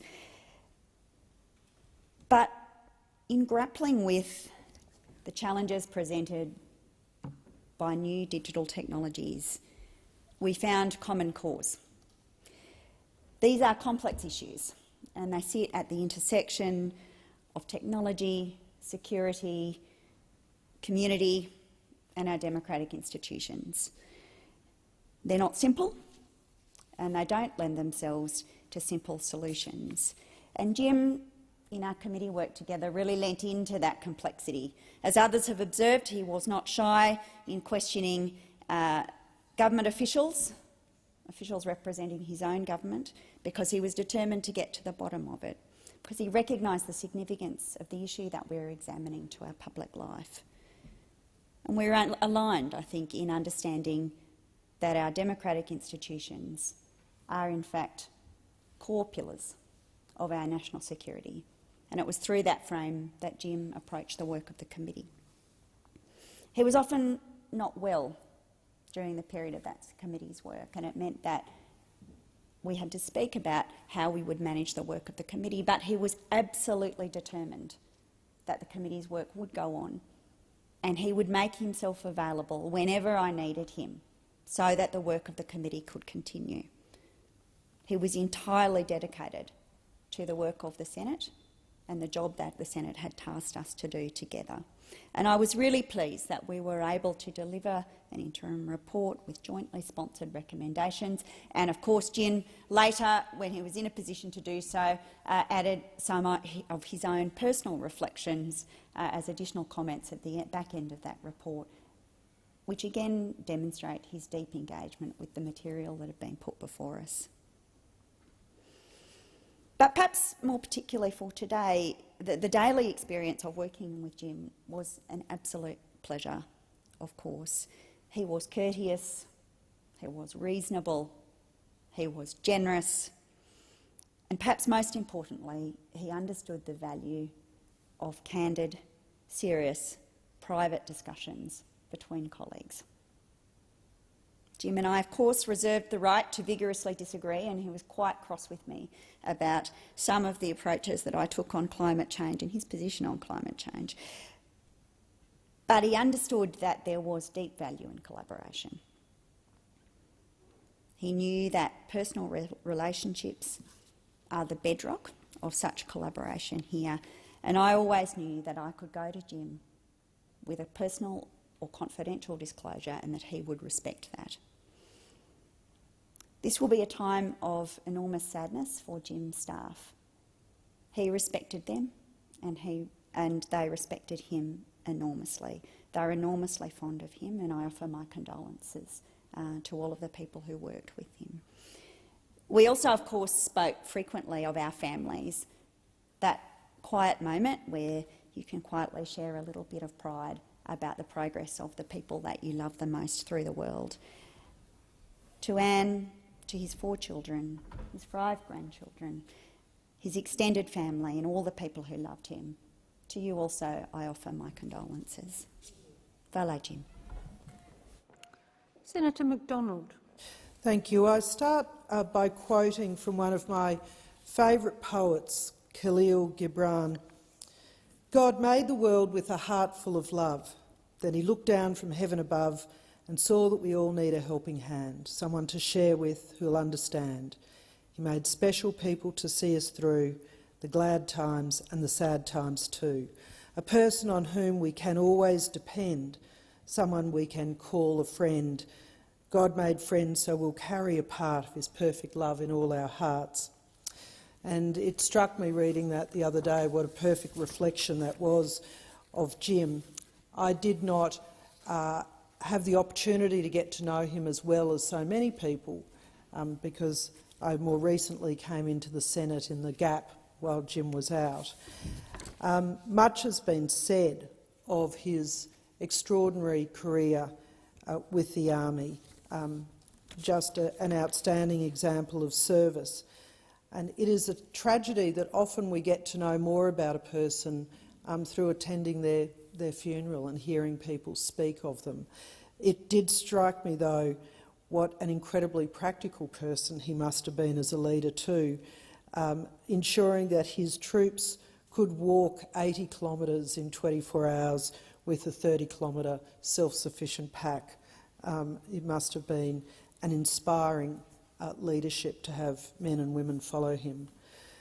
I also reflected on his retirement, which was brief and just from the Army, not from his service to the community and his service in the Rural Fire Brigade, and I can only imagine the Air Firefighting Service just grabbing hold of his leadership and understanding of both the aviation and the practical element of physical defence of our land. His below-the-line campaign was extraordinary, and I can assure you that whilst North Queenslanders couldn't vote for New South Wales senators, they were very, very keen to, and I had to explain to lots of people that whilst they were passionate about seeing Jim Molan elected to the Senate, unfortunately from Queensland, we couldn't help in that regard. But it was an extraordinary performance, extraordinary, and just a real sign of his personal leadership that he was able to attract so many people to vote for him. I think some of the things that have marked Jim's time in the Senate was his incredible patriotism and his ability to convey to people that that was okay.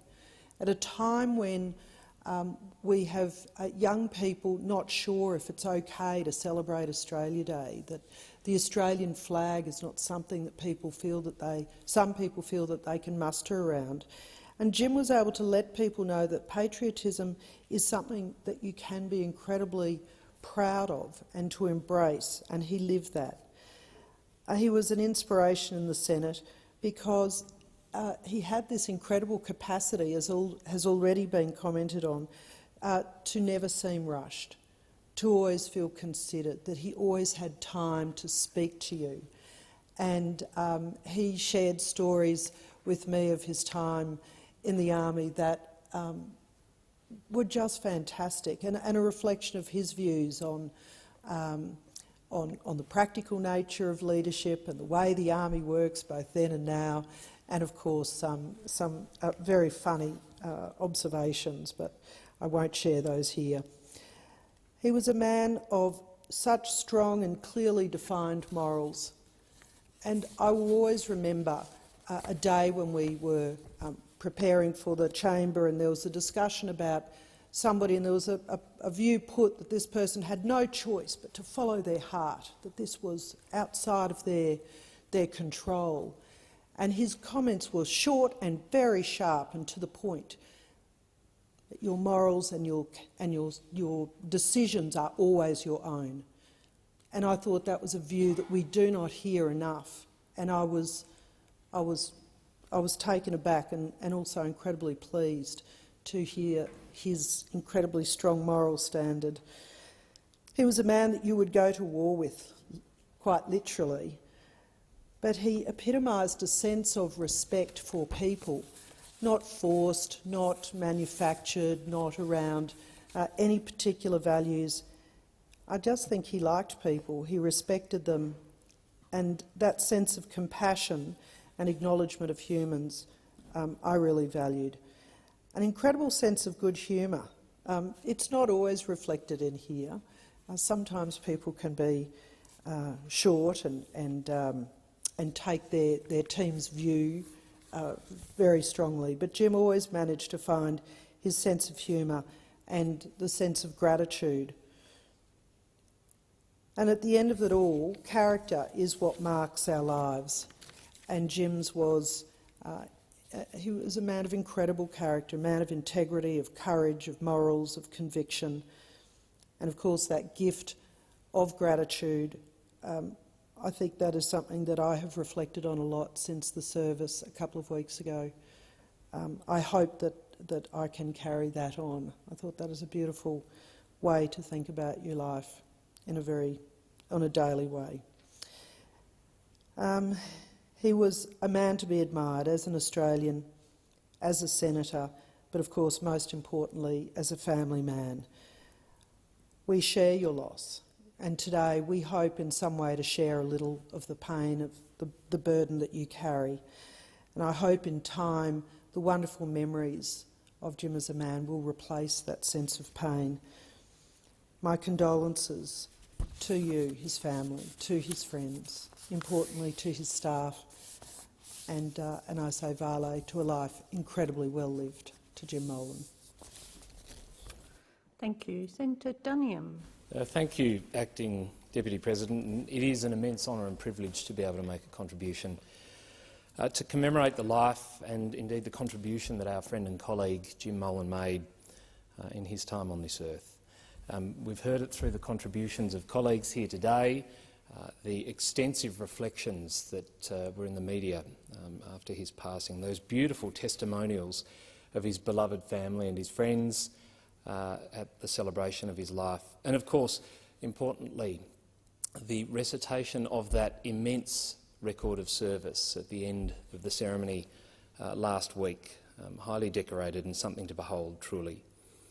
All of these things paint a picture of a man who was amazing in every respect, and one that I can say on behalf of my colleagues I know had a great privilege in serving with, and we are grateful for that.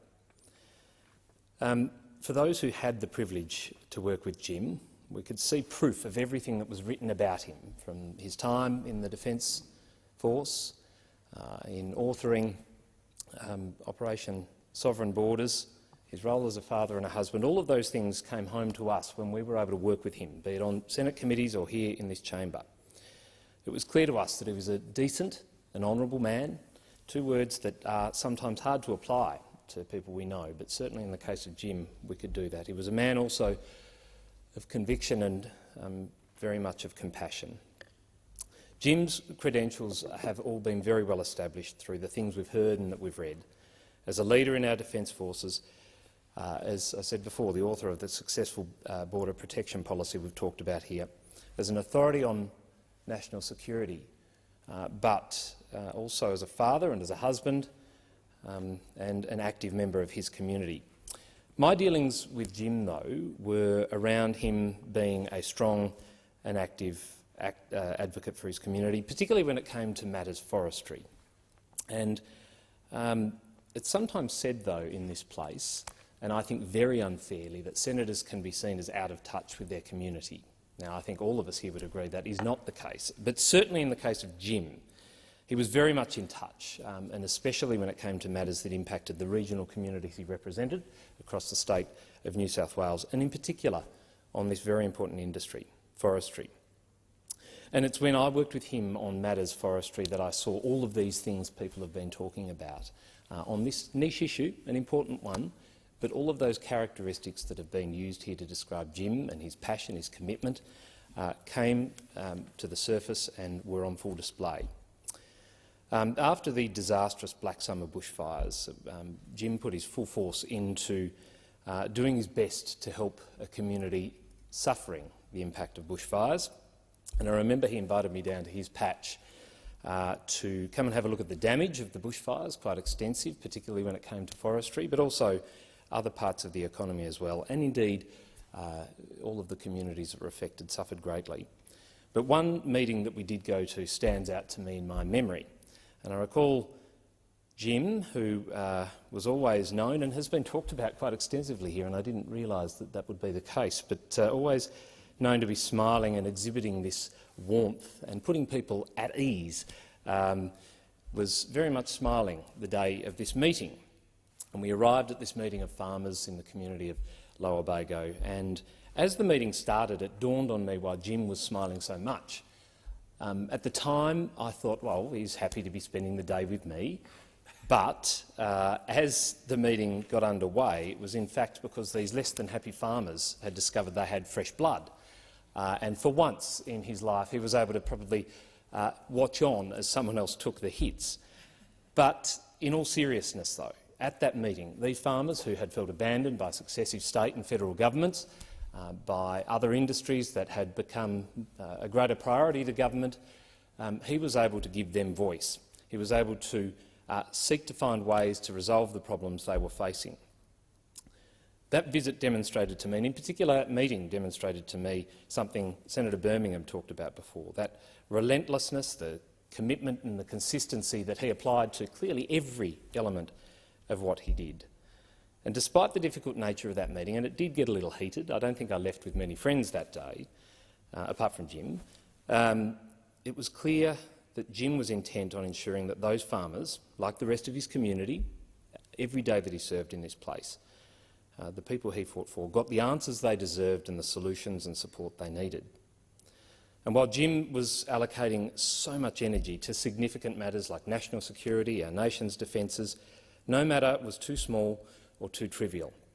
And indeed, again in the area of forestry, it was Jim's hard work that spearheaded the securing of funding for the Eden Forestry Hub, something that will secure the future of that industry for years to come, and the hundreds of jobs that depend on that industry in small communities that don't often get talked about here in Canberra, but rely on us for leadership and for our backing. And Jim did his bit. He was relentless in his phone calls until he was able to make an announcement with funding, and he secured it for them. He has an amazing legacy, and that is just a small part of it. Jim was also a generous man, and much has been said of the Below the Line campaign, and I recall there was a time where an article surfaced in the Tasmanian media about me, perhaps finding myself in the third spot on the Tasmanian Liberal ticket. And Jim, with that smile we mentioned before, pulled me aside in the corridor just outside our offices and said, "Jono, I've been in this situation before. Perhaps you and I should have a cup of coffee and I can give you a few pointers." Now, thankfully, I didn't have to draw on his knowledge and experience, but it is one great regret because I would love to know how Jim Molan managed to secure the number of votes that he did in the way that he did in that campaign. One regret, as I say, I will always have. Listening to Jim's first speech back in February of 2018, it was his reference to Psalm 144 and his view about the Judeo-Christian culture that we have in this country that struck me most, and how it has made Australia the country it is in terms of facing adversity and challenges. Jim's attitude towards challenge and adversity was something to behold and something that many of us in this place wish we could replicate. It was something that clearly set him apart from so many. We're grateful to Jim for his service. We're grateful particularly to his family for sharing him with us, and I offer my condolences to his family and his team who are here today. Vale Jim Molan.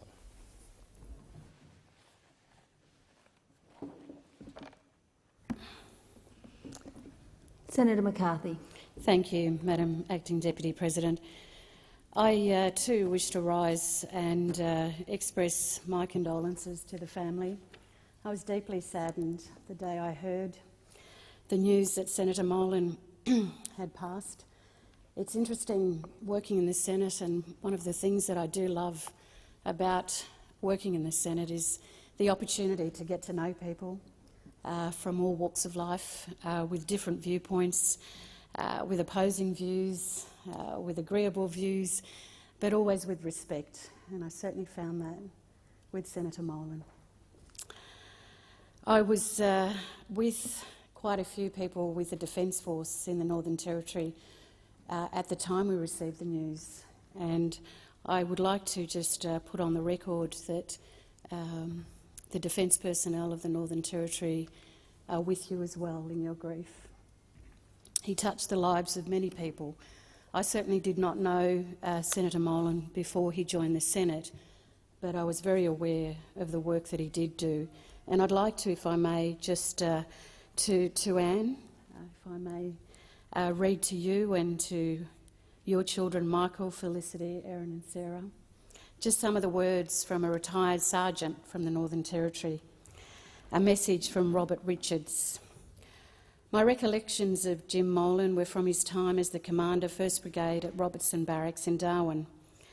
When there was an opportunity to talk with him, usually at a brigade function or event, no matter what rank you were, from the command teams of the units of the brigade to the lower levels of the food chain, he would take the time to listen to what you had to say, and then, after a few moments of consideration, would respond to your comments and correct you where you were wrong and or out of your lane, but also would agree with some of the things you had said if they had some merit. He was truly a great man and understood the needs of the soldiers under his command.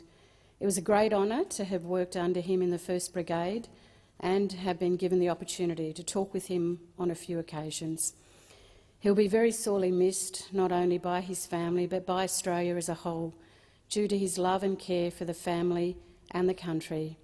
May he rest in peace. My warmest regards, Robert Richards, Sergeant, retired. I'd also like to point out my time with Senator Molan, and that was really through the stillbirth inquiry which I chaired in 2017-18, and it was through that time that I had the chance to really get to know him as we travelled across the states and territories, listening to families tell their stories, asking for assistance in how our policies at a federal level could assist all families going forward. And it was at the time when I delivered the report here in the Senate, and I brought the report in on a Coolaman, and under our way, and certainly for the Yanyuan Ngarwa, we used the Coolaman to carry our babies, to carry water, to carry life. And by bringing the Coolaman in, an empty Coolaman in was symbolic for all those families across Australia who had lost a baby, but all those families who had the courage to speak to us. And Erin, your dad was just so beautiful throughout that whole process. And if I may, I'd just like to read his response to the report here in the Senate, and I know it was a difficult time. I'd just like to read a couple of paragraphs from his speech here. Today I stand in this place as a former soldier, not unfamiliar with death and violence, as a Senator for New South Wales who has devoted much of my time to national security, and as an ordinary Australian returning to the workplace after a 5-month period of medical treatment in which the magnificent healthcare professionals and health services of this nation essentially saved my life. For the good wishes I received from you, my colleagues, I thank you most sincerely. However, I am absolutely incapable of thinking of any sentiment more important to me today, or of any commemoration more significant than to mourn the cherished children whose loss through miscarriage, stillbirth and infant death is suffered each year by thousands of Australian families. I was honoured to be a member of the Senate Select Committee on Stillbirth Research and Education, which in 2018 examined in great detail the significant and far-reaching impacts of stillbirth in Australia. I welcome the National Stillbirth Action and Implementation Plan, published in December last year and developed under the oversight of the National Stillbirth Project Reference Group, again established by the then Australian Health Ministers Advisory Council. But I think most poignantly, Senator Molan's heartfelt comments were for his daughter and granddaughter. On Wednesday last week, my stillborn granddaughter, Emily Charlotte Sutton, would have turned 14, but instead we commemorated the 14th anniversary of her shattering death. On Friday last week, her mother, my daughter Sarah, turned 40, a milestone birthday. It wasn't celebrated with family and friends, but only because of COVID health orders in all states. That was from a speech on the 18th of October 2021, when we remembered the International Pregnancy and Infant Loss Remembrance Day. And I'd just like to say to the Molan family, it is because of Senator Molan's work with me on the stillbirth inquiry that I felt I had the pleasure of getting to really know him. And my heartfelt condolences go out to you all and to his staff. Yo, Bawajubara. Senator Hume. Thank you, Acting Deputy Chair. I rise to add my voice to the Chamber's condolence for our colleague and our friend Jim Molan, and to extend my sympathies to his family, his friends, and to the many, many people who loved and admired him.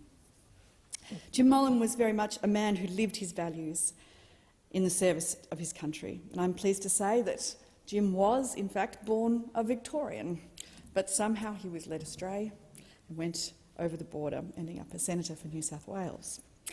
And in between, Jim, of course, travelled the world in his service of those who needed help and in the service of his country. On entering this place, he commented that he had been a lifelong believer in democracy, in both concept and in practice. And many of us here might be of the view that we are the same as Jim in this regard. We are not. Unlike Jim, while we might stand in this place and deliver high-principled speeches or provide opinions on how others should follow the values that we represent, Jim walked a different path. In uniform, Jim departed Australia in the service of his country to try and ensure that people he had never met could provide for themselves a self-determined life of freedom and democracy. Over decades across Papua New Guinea, Indonesia, East Timor, the Solomons and in Iraq, Jim went to serve. Australia couldn't hope for a better emissary than Jim Molan, a big man with an even bigger heart.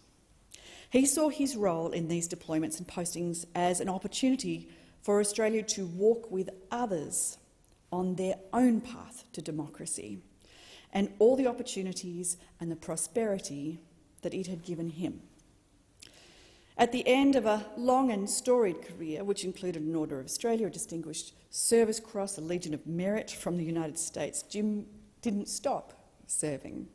He decided that he would take his career of experience and apply it to public life, first through policy and finally through politics. I'm not entirely sure whether anyone had mentioned to him that there is no such thing as the Continuous Service Cross. If politics is a vocation, it's fair to say that Jim got the call late, but having been called, he didn't waste a moment. He didn't forget the lessons of his time in uniform, and he would march across his state and put into practice all the democratic values that he had previously hoped for others and other countries, with an outstretched hand and an open mind, everywhere from country shows to committee hearings. He found that no amount of committee work was too great and no issue too small. And in particular, I know he will be remembered for his work on that Senate Select Committee into Stillbirth Research and Education, which Senator McCarthy referred to, of which he was the Deputy Chair. This obviously was a matter of that was so personal to him, having experienced the loss of a granddaughter in 2007. And while Senator McCarthy has already read to the chamber some of his comments that day, I might add to that the part that most moved me. Senator Molan said that the recommendations of this report will spare many Australian parents from the unimaginable grief of your baby going to the hospital mortuary instead of the nursery, of making autopsy arrangements, of postnatal mothers being supported to walk through a cemetery to choose a plot for their baby, of a funeral with the smallest of white coffins being carried by a shell-shocked family member, and of returning home to a house full of baby paraphernalia. And that's just the blur of the first week or 10 days. Having found strength to do all of this, Sarah, Gavin, all of our witnesses at this inquiry and every other traumatised, bereaved parent then has to find the strength to get out of bed and to function every day for the rest of their lives. That was a contribution that left not a dry eye in the chamber, and it was a reminder to us all that in this crazy job that requires such a thick skin, that vulnerability and an admission of it is a demonstration of strength and not weakness. You've heard loud and clear today that he was a much-loved colleague, and although he was a latecomer, he was very much adopted, indeed embraced, by the class of 2016, and although he came with such a somewhat intimidating reputation, he was just so likeable. He fit in immediately and was always the first to join his colleagues in that group and in its gatherings. Personally, I loved the fact that he would refer to me as one of the young members of the 2016 cohort. Not too many places or people refer to me as young these days, so I'm very happy. And I had, just as a matter of courtesy, I'd never corrected him on that. Stop laughing, Senator Patterson. As we recall what Jim meant to his colleagues, I also want to acknowledge what Jim meant to his staff, his wonderful team, who reflected the values and behaviours of their boss. Their hard work, their professionalism, their admiration and loyalty was and is unquestionable. As a soldier, Jim was witness to some of the worst of humanity's failings. He could have been forgiven if he had have become hardened or bitter or angry or cynical. But it speaks volumes of the man that instead he was quite the opposite. He was courteous, he was generous, he was open-minded, and as we were reminded at that beautiful funeral, he was grateful. His funeral was a fitting tribute to a brave soldier, a selfless contributor and a good man. The litany of achievements, the stories of heroism and the yarns of friendship that flowed constantly and freely were food for the soul. But what most moved me was those photos. Oh, those photos.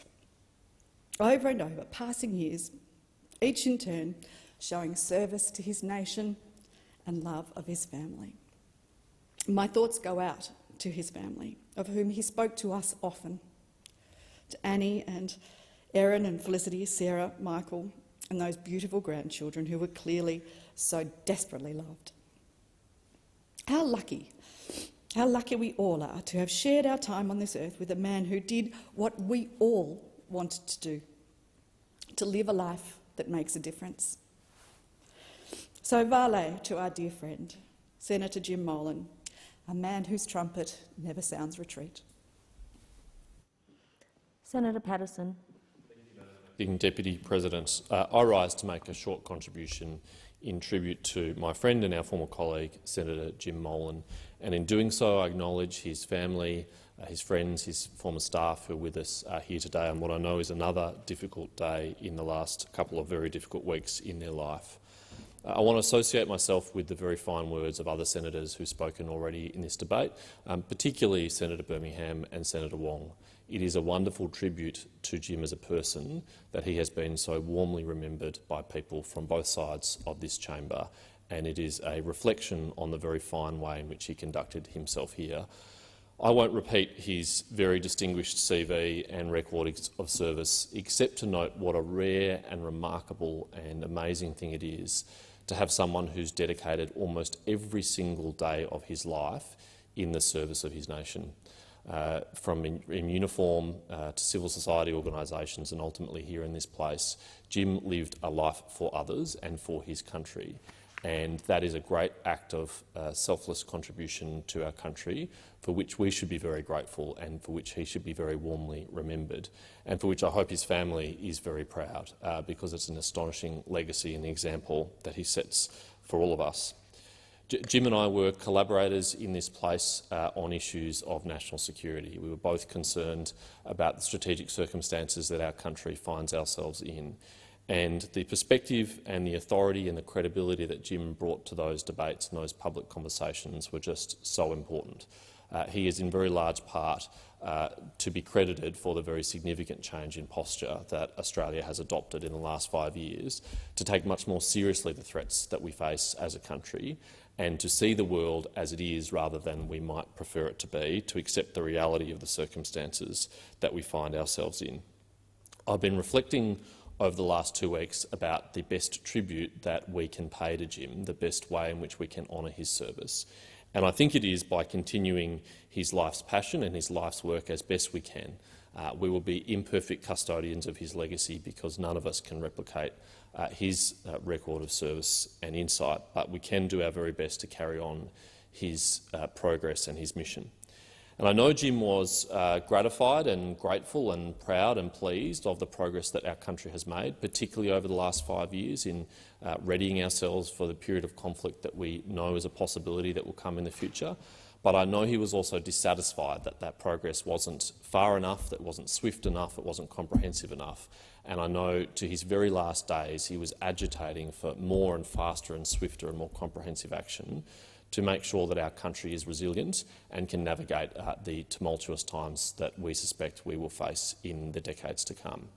And Jim was absolutely right to view the national security challenges we face as a country holistically, to understand that it's not just about the capability or the kit that our defence forces are able to acquire, but about our whole-of-nation resilience and readiness to survive a period of conflict. He was right to call out weaknesses like our failure to ensure we have sufficient liquid fuel stocks here on shore in Australia, and he was persistent in raising that and gained very significant and welcome progress, but I know in his view insufficient progress, and that must be continued. Jim had a very deep understanding that the prosperity and the harmony and the democracy that we enjoy here is historically rare and fragile, that there's nothing preordained or guaranteed about it being passed on to future generations, that there's no certainty of that, and that the only way that we can ensure that that happens is if we ensure it happens, that we work assiduously at that task. And so I think it is important that we carry on his vision, that we heed the lessons, particularly of his book, Danger on Our Doorstep, which really was to wake us up out of the complacency that developed in some quarters in our country in recent decades, to get people to appreciate the very serious challenges that we face and the very dangerous circumstances that we live in, and to respond accordingly and with the necessary drive and action required to meet it. I want to finish by reflecting, as others had, on Jim's personality. As many senators have noted, he was a warm and generous and funny and decent man, and he was in many ways a happy warrior. He was a warrior for his cause and for the issues that he cared about, but he never allowed himself to be downcast or depressed or negative about it, even when he was battling very serious health challenges for many years. The fact that he was able to write a wonderful and important book, which I commend to all Australians, while receiving treatment for cancer, is an extraordinary feat of personal resilience and strength that I think we can all draw inspiration from. And it was that sunny disposition, it was that warm and friendly nature of his that I admired most, despite the challenges he faced in his own life and despite the seriousness of the issues that he worked on. And I hope we can honour that part of his legacy too, as senators, and continue to conduct ourselves in the way that he would have hoped that we would, with decency and courtesy and politeness, while also tackling the very big challenges we face. So thank you, Jim. Thank you for the life of service that you have given to our country. Thank you to your family who lent you to our country for 72 years. Thank you for the impact and legacy that you leave, and we will do our best to honour it. Senator Billick. Thank you. I too rise to join with colleagues in acknowledging the service of former Senator Jim Molan, AO, DSC. And I'm just going to make a few comments today, a fairly short contribution, but I would also like to associate myself with the previous comments made by others. While many senators have so far reflected on various aspects of Senator Molan's service, including his extensive defence work and his national security work, I, like Senator McCarthy, really want to focus on the work we did together on the Select Committee on Stillbirth Research and Education, along with Senator McCarthy and Rice and former Senator Christina Keneally. This was the only committee I served on with Senator Molan. And like me, he had been touched by the tragedy of stillbirth, having lost a grandchild who was born still in 2007. This was a tragic event for his family, particularly his daughter and her husband, but it did give, I believe, it gave Senator Molan a perspective on stillbirth that made his contribution to the inquiry all the more valuable. And as the only male on the committee, I don't think there could have been a better rep from the other side. As Senator McCarthy and others have said, in this place, working on committees together, you get to know people and you get to understand them. And although I'd been here for a very long time, as I said, this was the only committee I worked on with Senator Molan. And prior to that committee, I'd always thought, he's a happy guy. This guy is a happy guy. He would always say hello to you in the corridors. He would always have a smile. And that never ever changed. From the minute he was here, that's how I always thought of him. I didn't know him that well. And then we did the stillbirth committee, which was a bit of a challenge to some of us, but it was a pleasure to have Senator Molan on that inquiry, although it was such a tragic and heartbreaking subject. And we did listen to witnesses who were traumatised and grieving, and Senator Molan, along with the other members of the committee, were all hugely respectful and considerate and caring of those witnesses. I thought the compassion, the thoughtfulness, the humility that Senator Molan demonstrated throughout the inquiry was highly admirable, and I firmly believe this is how he was in life, and listening to other people today, I think I'm right in having that view. Like the other senators on that inquiry, Senator Molan understood that it was a tough conversation to confront, but one that Australia had to have.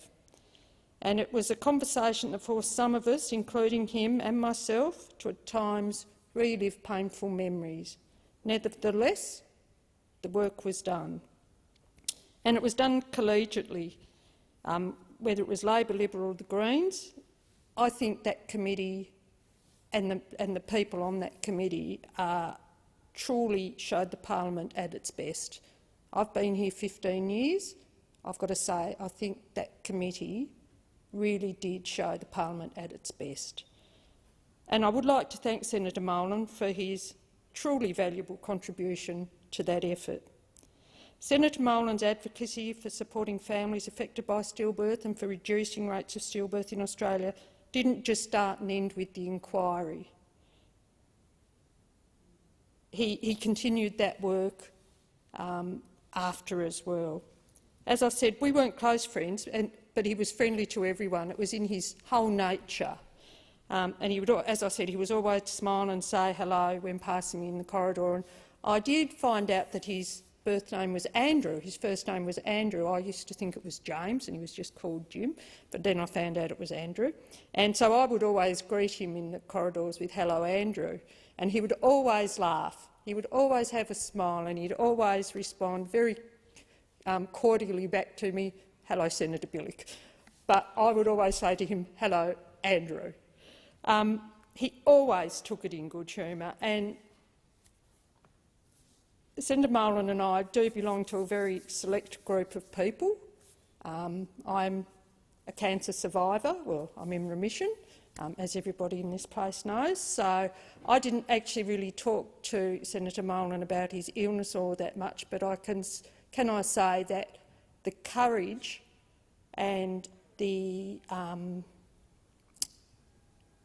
just staying on top of it takes a lot of personal courage.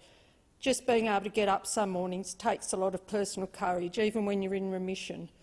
And so from that perspective, I just could take my hat off to him for always being cheery. I'm not like that. Some days I'm just like, you know, why me? And of course the question is why not me? But I don't think Jim was ever like that. Certainly I don't think anybody in this place ever saw him like that. So I do take my hat off to him for that. I would like to convey my sincere condolences to Senator Molan's family, his friends, his former staff. It's pretty hard work, I think, when something like this happens to your boss, and I know that through the stillbirth inquiry how much respect he had for his staff and they had for him. To his family, I'll just say I knew him as a kind, considerate and passionate gentleman. You're no doubt proud of his legacy, and deservedly so. I hope you have very fond memories of him, and I hope they help you at this very sad time. Valet Jim Molan. Senator McGrath. On behalf of Queenslanders and the Queensland Liberal National Party, may I pay my respects to the late Jim Molan, his family, his staff and his many, many, many friends.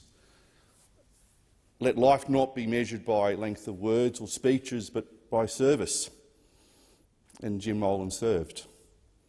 Jim Molan served God, Queen and country. He served our Liberal cause. He served with distinction that our words today, no matter how worthy, will but touch. As a patriot who served the crusade for freedom as a soldier, diplomat, leader and author. A general who, as he rose through the ranks, never forgot those who worked with him on that path. Senator Molan forgot more about the strategic challenges facing Australia than most would ever learn, not that he forgot much. As a senator, a parliamentarian who saw his role as a protector, defender and fighter for and of the values that built Australia, and actually within his own party, the Liberal Party of New South Wales. As humble as he was passionate, polite as he was steely, as funny as he was thoughtful, full of the joys of life, no matter what life threw at him. Jim lived with gratitude for that life and for his family. We are thankful for his sacrifices and that of his family. Australia is poorer, much poorer, with the passing of Senator Molan.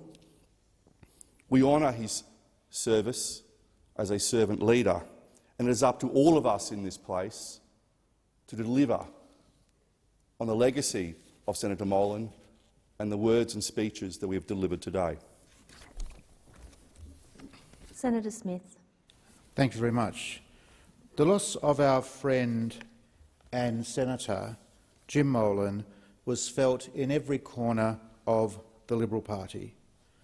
I join with my Senate colleagues and all West Australian Liberals in recognising the loss and the life of a great Australian, a devoted parliamentarian. Jim Molan was a man who understood in a deep sense what it means to be committed to the service of our nation. Having spent 40 years in the military, being deployed to 6 countries and taking numerous leadership roles, Jim placed his life on the line for the advancement of Australia and its security. In his role as a commander, he shouldered the responsibility of protecting the lives of ADF personnel, leading from the front. He was rightly honoured as an officer in the Order of Australia for his dedication, alongside other accolades, including the Distinguished Service Cross and the United States Legion of Merit. Since his untimely passing, many have spoken on his storied career in the military, his professionalism and his skill. Today, I add my voice to theirs. But it is pertinent to remember that Jim's time in the military was not the full story of his love of our country and of his community. He was a devoted senator, rightly known for his dedication to values and integrity, and continuing his responsibilities in this place with great professionalism, even during illness. Jim was also an author, having written 3 books, all of them related to Australia's national security and military capacity. He wrote on his time in Iraq, making candid assessments of mistakes made in that conflict, as well as the general structure of the ADF. In doing so, he revealed his honesty, willing to call out failings and errors in the interests of Australia's protection and prosperity.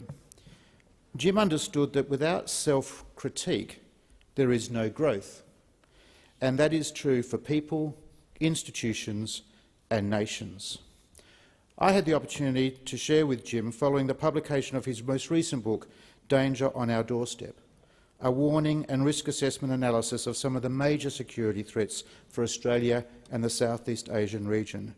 It now remains as one of his last acts of service to our country. Jim's writing was testament to his intellect, a tool he also employed during his contributions to Parliament.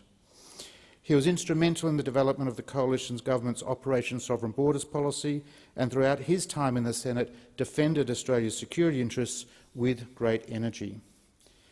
Jim was also a regular and respected contributor to The Australian and a frequent commentator on several political talk shows. It is a testament to his work ethic that a little over 2 weeks before he passed away, Jim was interviewed on live television to discuss security matters in the Taiwan Strait. As the opposition leader noted in his remarks at Jim's funeral, despite all the extreme conditions Jim would have endured in his career in the military and the many challenging circumstances he faced, he remained a kind and considerate man.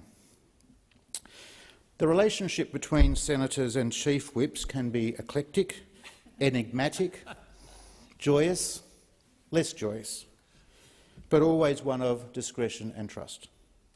I am grateful for the trust and moments of honesty that Jim shared with me. His example of lifelong leadership is one for all of us to follow, one of disciplined service, devotion to country and love for family. To him, to whom I send my best and most sincere wishes. May we all honour his legacy by our own actions in this place. Vale Jim Molan. Thank you, Senator Smith. Senator O'Neill. Thank you very much, Acting Deputy President. And I want to associate myself with the remarks of all those who've preceded me in this discussion of the condolence motion. And I rise particularly proud as a Senator for New South Wales, having served alongside Senator Jim Molan. Can certainly say that he found himself in many situations of conflict and challenge, and even in these latter years, as a servant of democracy, that pattern of conflict and challenge was part of his life on his way into and his retention in the Senate. And not for a moment did he ever resile from that conflict. In fact, I think he had the character to embrace it and to understand very, very deeply what service of your nation means, and that service can happen in many different contexts. Indeed, it's a sad day, but I am honoured to rise to acknowledge the great life and the works of Senator Jim Molan, AODSC, former Major General in the proud Australian Army. I want to take this opportunity, this sad opportunity, to pay tribute to him and his lifetime of service to the country, particularly his service in the cause of democracy, which was operational in the very different parts of his life. Also his care and affection for his family. Not everybody reveals that in this place, but it was absolutely a characteristic of Senator Molan, and I think it's an indication of incredible strength and a sense of how proudly he served the nation with your grace and through and for you as a family. And I want to honour your sacrifice in enabling that, because he certainly was supported by you in his time here. Many have spoken about Jim's life, but he invested everything of his energy in every day, and I think it bears some repetition on this occasion. Born in that August year 1951, following his upbringing in Victoria, he joined the Australian Army in 1971, a very different time from that of today, where young men and women are joining Duntroon and beginning their careers. He served for 40 years in our armed services, including as Chief of Operations in Iraq, where he was awarded the Distinguished Service Cross, as well as the Legion of Merit by the United States government. His service also took him to postings in Asia, about which he gained incredible cultural and significant practical knowledge that he used then to inform his interactions in this place. Time was spent in Timor, in Jakarta, Papua New Guinea, and with the Australian Defence College, and he left the Army with a final rank of Major General. I didn't know Jim in any of those roles. I only met him when he arrived here into the Senate in 2017, and it was a time of tumult where the Parliament was roiled by the eligibility crisis, and immediately Jim arrived, perhaps in the way only somebody who had served with his level of distinction in the armed services could. He certainly made his mark very promptly on arrival. His tenacity and his own prodigious resume ensured that despite many political setbacks that for others would have led to their retreat, Senator Molan continued his advance in the service of democracy, and he was returned to this place by the voters of New South Wales in 2022. Senator Jim Molan should have spent the next 6 years richly deserved, quietly making his valuable impact on policy making for our nation. And I know that he would have enjoyed, in between that contribution to the nation, great continuing relationships and time with his family. We will miss him, but they will miss him so much more. I enjoyed Jim's insights and our many discussions after attending the Joint Standing Committee on Foreign Affairs, Defence and Trade. I always was intrigued by his line of questioning, and as somebody who's outside the military, I think he was a little intrigued by some of my questioning as well, and that led to great conversations. Jim was very generous with his insights, and he was very frank and open in his assessments. Jim was very compassionate and deeply personally involved in the stillbirth inquiry, and as the comments today give testament to, he is remembered very fondly and very well by the colleagues who worked with him on that particular inquiry. And I note the comments of Senator Billing, who was on that inquiry with him. Apart from his insightful and deeply knowledgeable contributions regarding national security and defence policy, Jim was just a man who had a sense of how policy can impact family and impact on the people that he'd served with. And I think he took that into great care and concern as he gave each issue its due consideration. Jim's leadership, his stalwart patriotism and affability were a credit to the chamber and the nation. In fact, one evening, just as a mark of the man, I remember it was at the end of a long sitting of estimates, which sees senators wandering the corridors a little exhausted after 11 p.m. in the evening. And Jim had returned from having surgery on his hip. And as he was walking along the corridor, I spoke to him and I said, "You look like you're recovering really, really well from your operation." And his equanimity in response, his sense of determination just to get on with the recovery and continue with his job, revealed his unflappability. And I recall that conversation quite fondly because it was a bit of a joke and a bit of a laugh at the end of a very long day. And as Senator Billick indicated, I never for one moment saw self-pity as Jim tackled the health challenges that confronted him, and the quality of his contributions over that period of time never diminished. And these things are not only, as I said, a testament to his character, but also something that I'm sure the family will be very, very proud of. And I'm sure he'll see that continue, that great tradition and education about how to be a great citizen, continue in the rest of the family as you continue his legacy. I pass my deepest condolences on to Jim's wife, Anne, to your and Jim's 4 children and 5 grandchildren. I pray and indeed I know that his memory is a blessing and that his lifetime of service to this great nation and this parliament has left a resounding legacy of which you can be rightly proud. Vale Jim Molan. Thank you, Senator O'Neill. Senator Chandler. Thank you. I rise to pay respect to an upstanding member of the Liberal Party, a dedicated representative of New South Wales and a distinguished Major General, Andrew James Molan, AO-DSC, who we all knew as Jim.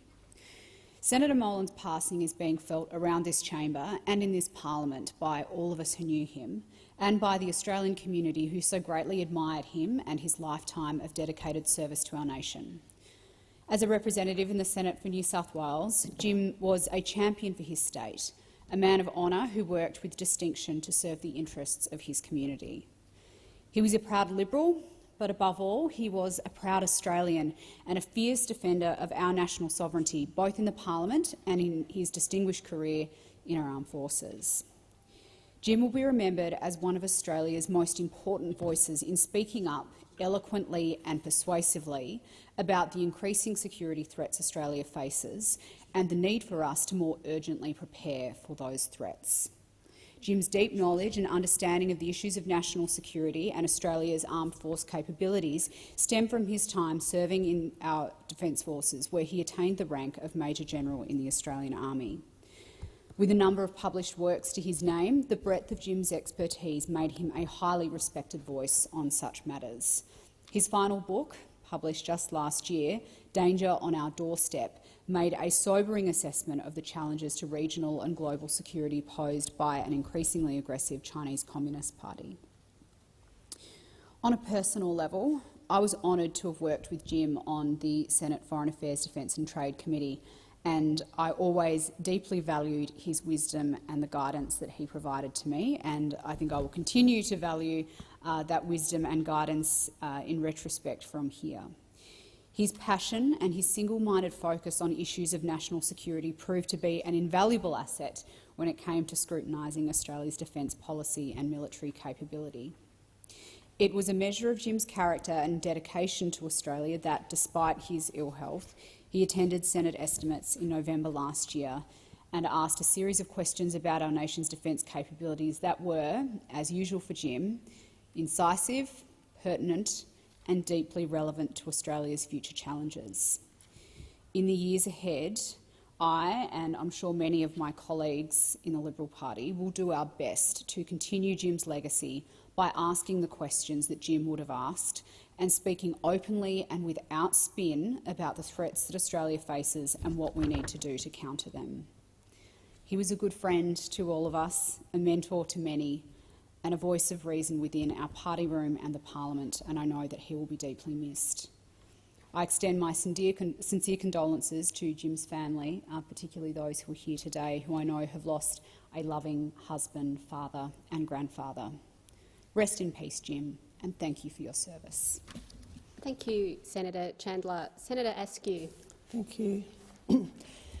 It is with sadness that I rise today to pay tribute to Senator Jim Molan, AO, DSC. He was a true gentleman, a trusted colleague and a friend. Leader of the Opposition, Peter Dutton, said Jim was admired for his discernment, leadership and unfailing courteous manner, and the Prime Minister described Jim as a man of principle and a politician of conviction. These apt summations of Jim's personality, work ethic and attitude to life are words I have been reflecting upon since his death. Many in this chamber have already spoken with great respect about Jim Molan's 5 years as a Senator for New South Wales and his distinguished service with the Australian Defence Force, from which he retired as a Major General in 2008. Senator Molan's dedication to the people, whether as their parliamentarian or as a member of the Defence Forces, is something to be celebrated. During his 4 decades in the Australian Army, Jim served in Papua New Guinea, Indonesia, East Timor, Malaysia, Germany, the United States and Iraq, commanding thousands of soldiers across coalition nations in this time. Jim was appointed as Chief of Operations for the coalition forces in Iraq.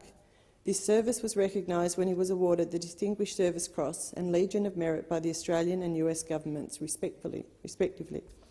He was also appointed as a member of the Order of Australia in 1992 and later made an officer in the Order of Australia in 2000. Jim bridged the gap between active service and politics by working with our former Prime Minister Scott Morrison on the Coalition Borders Control Policy, Operation Sovereign Borders. And in his own words, Jim considered this policy to be a successful and humane approach to a complex strategic law enforcement and humanitarian problem. His distinguished career in the Australian Defence Force meant Jim was sought out by the media to speak on defence and national security issues, often discussing the importance of a national security strategy for Australia. He also helped educate readers on warfare, diplomacy and changing relations within our geographic region through his books, Running the War in Iraq and Danger on Our Doorstep. As a senator, Jim contributed strongly during debates on immigration, defence and national security policy within the chamber. However, he also spoke passionately about other topics close to his heart, such as veteran support, fuel security, online safety, stillbirth and prostate cancer awareness and research, and foreign affairs and investment. And as a Liberal senator, Jim took every opportunity to champion our great party. He worked hard to build our grassroots membership through sharing our party values and their relevance within our society.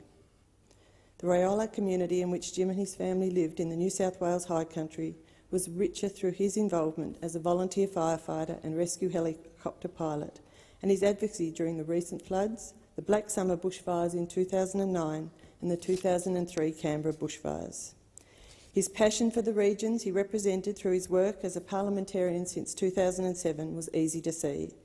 Whether he was speaking with veterans about the wellbeing centres and what they would mean to him, sharing updates about what he and his dedicated team were doing in Parliament House, updating the electorate on how he was representing them in Canberra, or simply giving a glimpse into his family life, his passion for the people he served was evident in everything Jim did.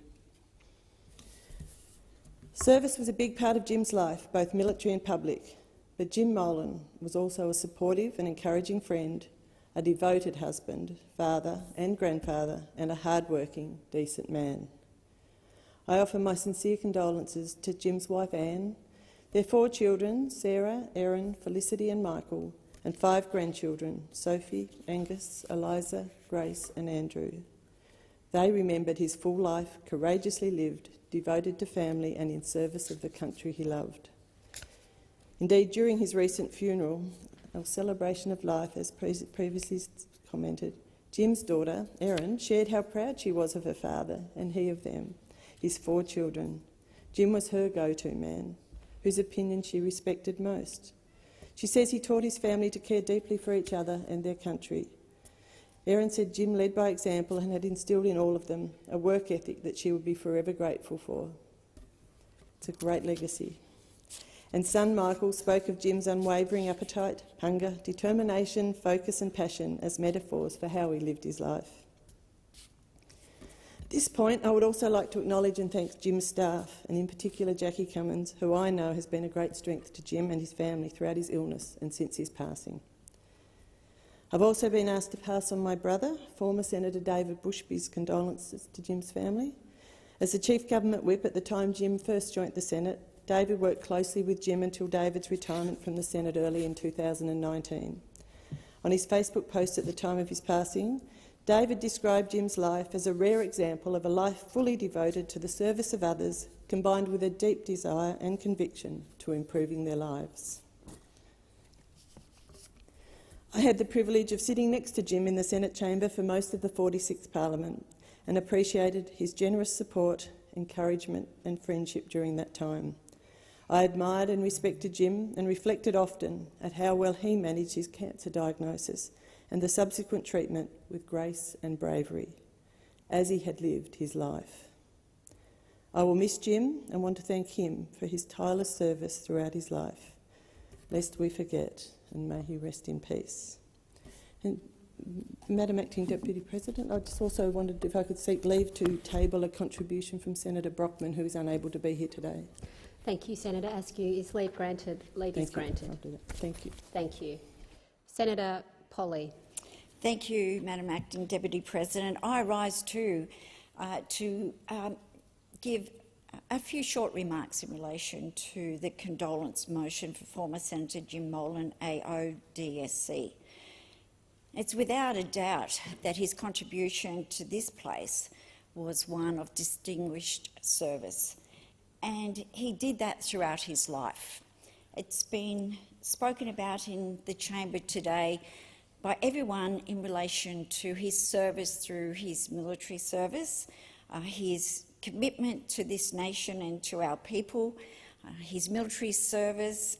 He rose to the rank of Major General, Defence Material Advocate and Advisor Vice Chief of the Defence Force on Joint Warfighting, Commander, the Australian Defence Colleges, Officer of the Australian Army, Chief of Operations Coalition Forces in Iraq.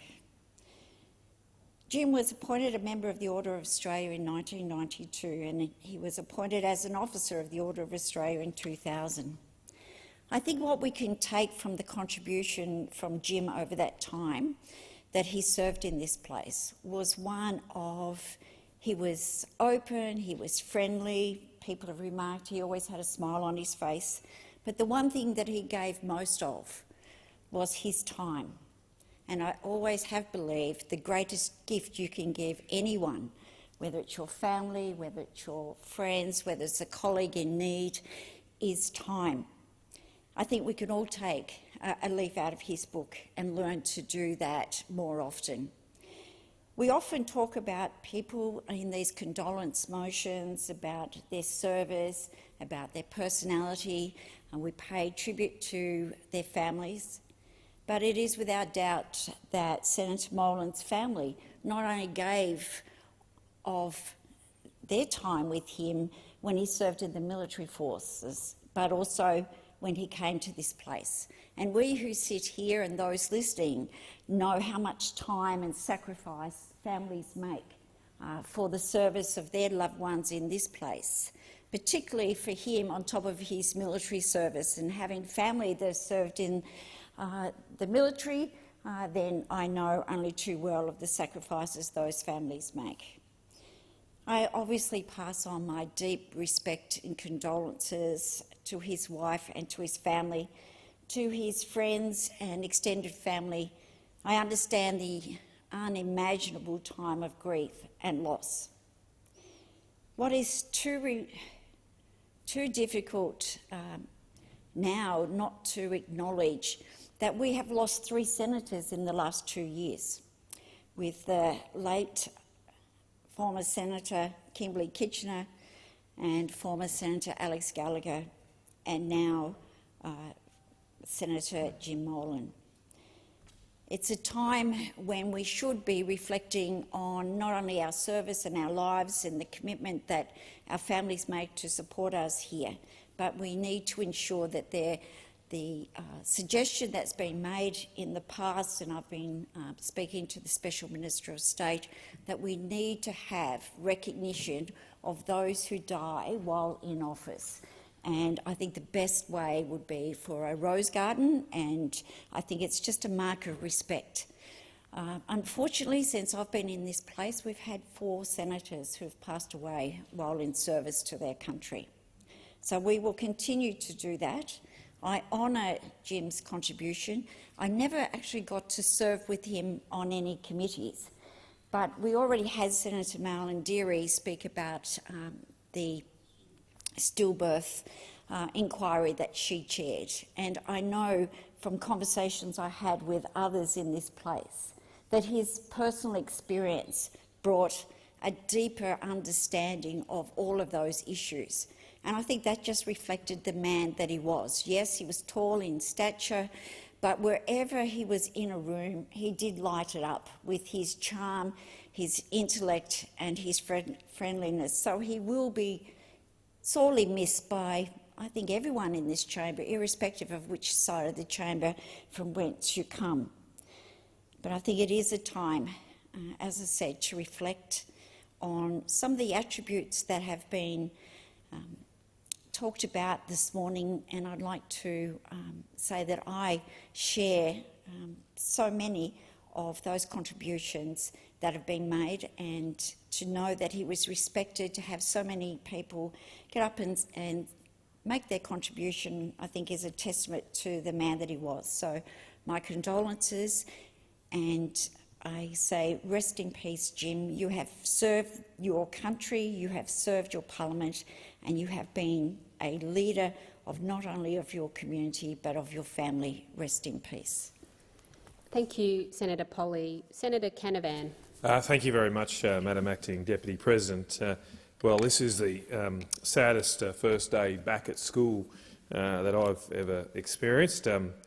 It's always a little bit of a downer coming back and leaving your family to start the year, but the one silver lining is you get to catch up with people you haven't seen for some months, and it was people like Jim, or is people like Jim, that were good-natured, good-humoured, that makes this town bearable for half the year for us all. So it's extremely sad not to see Jim here this year, to catch up with him. It is very sad on a personal level to have lost him from this place, and it is sad for us as a nation as well to have lost his contribution, especially at these times. Jim was a great Australian. He was the living embodiment of the best this country can be. He was a larrikin, but always in a good-natured, good-humoured way. He was an authority figure. He was tall in stature and commanded a level of respect, but he was never subservient either. He didn't himself allow authority to dictate what he should do. And most of all, he was just a mate to us all, a mate to everybody, and he'd always have a kind word, a generous ear for anyone that came into this place or the Senate. He will be greatly lost. Jim loved Australia, and Australia loved Jim too. He has a remarkable record at elections, despite not having won that many. He actually probably, I think, has received more votes at a personal level than probably anyone else in the parliament today. When he stood in an unwinnable position in the 2019 election, he ran a little bit of a campaign, pretty hard to do in the Senate to run a personal campaign, but he received over 137,000 personal votes, or below-the-line votes as we call them, and that's a remarkable achievement. Most of us here are not here on the back of a personal following, and all of us really. We're here that represent a political party, and people vote overwhelmingly for that party. So we're here on part of a team. But Jim was so well known, so loved by Australians that he was able to, as I say, achieve 137,000 votes. That's more than anyone in the other place gets either. They do get the personal votes, but even the most popular members of the House of Representatives would not achieve half of the vote tally that Jim did at that election. Notwithstanding that support, he still wasn't able to be elected, even on that remarkable backing, but we're so glad that he did come back for a second stint, especially at the times we've faced. He really was the people's senator then, wasn't he? He was the people's senator because the people actually voted for Jim, unlike the rest of us. I do take some credit for helping Jim get here in the first place. He arrived on the back of the citizenship scandal of now over 5 years ago, and as a suspected Italian at the time, I, along with a few other people in this place, helped to bring about the controversy that allowed Jim entry. Jim did get here on the unfortunate dismissal and removal of a fellow National senator, so we were a little chagrined in the Nationals Party that this upstart from the Liberal Party was coming to take one of our seats, but after getting to know Jim very quickly, we still felt the loss of Fiona, but he was an ample replacement, especially all the work he did, I know, in regional New South Wales. When Jim first arrived here, I didn't know Jim. I knew of Jim, given particularly his work on Operation Southern Borders, but I didn't personally know him. But he was one of the few senators to arrive in this place with a real baptism of fire because, for whatever reason, the press gallery just had it out for him, and they dragged up some retweets and Facebook posts. So I looked it up before I'd forgotten about it. Everyone's forgotten about it. It was such a silly controversy. But it was quite intense as these things happen at that time, and for a newly arrived senator it can be very, very intimidating. But I just remember Jim, it was just water off a duck's back to him.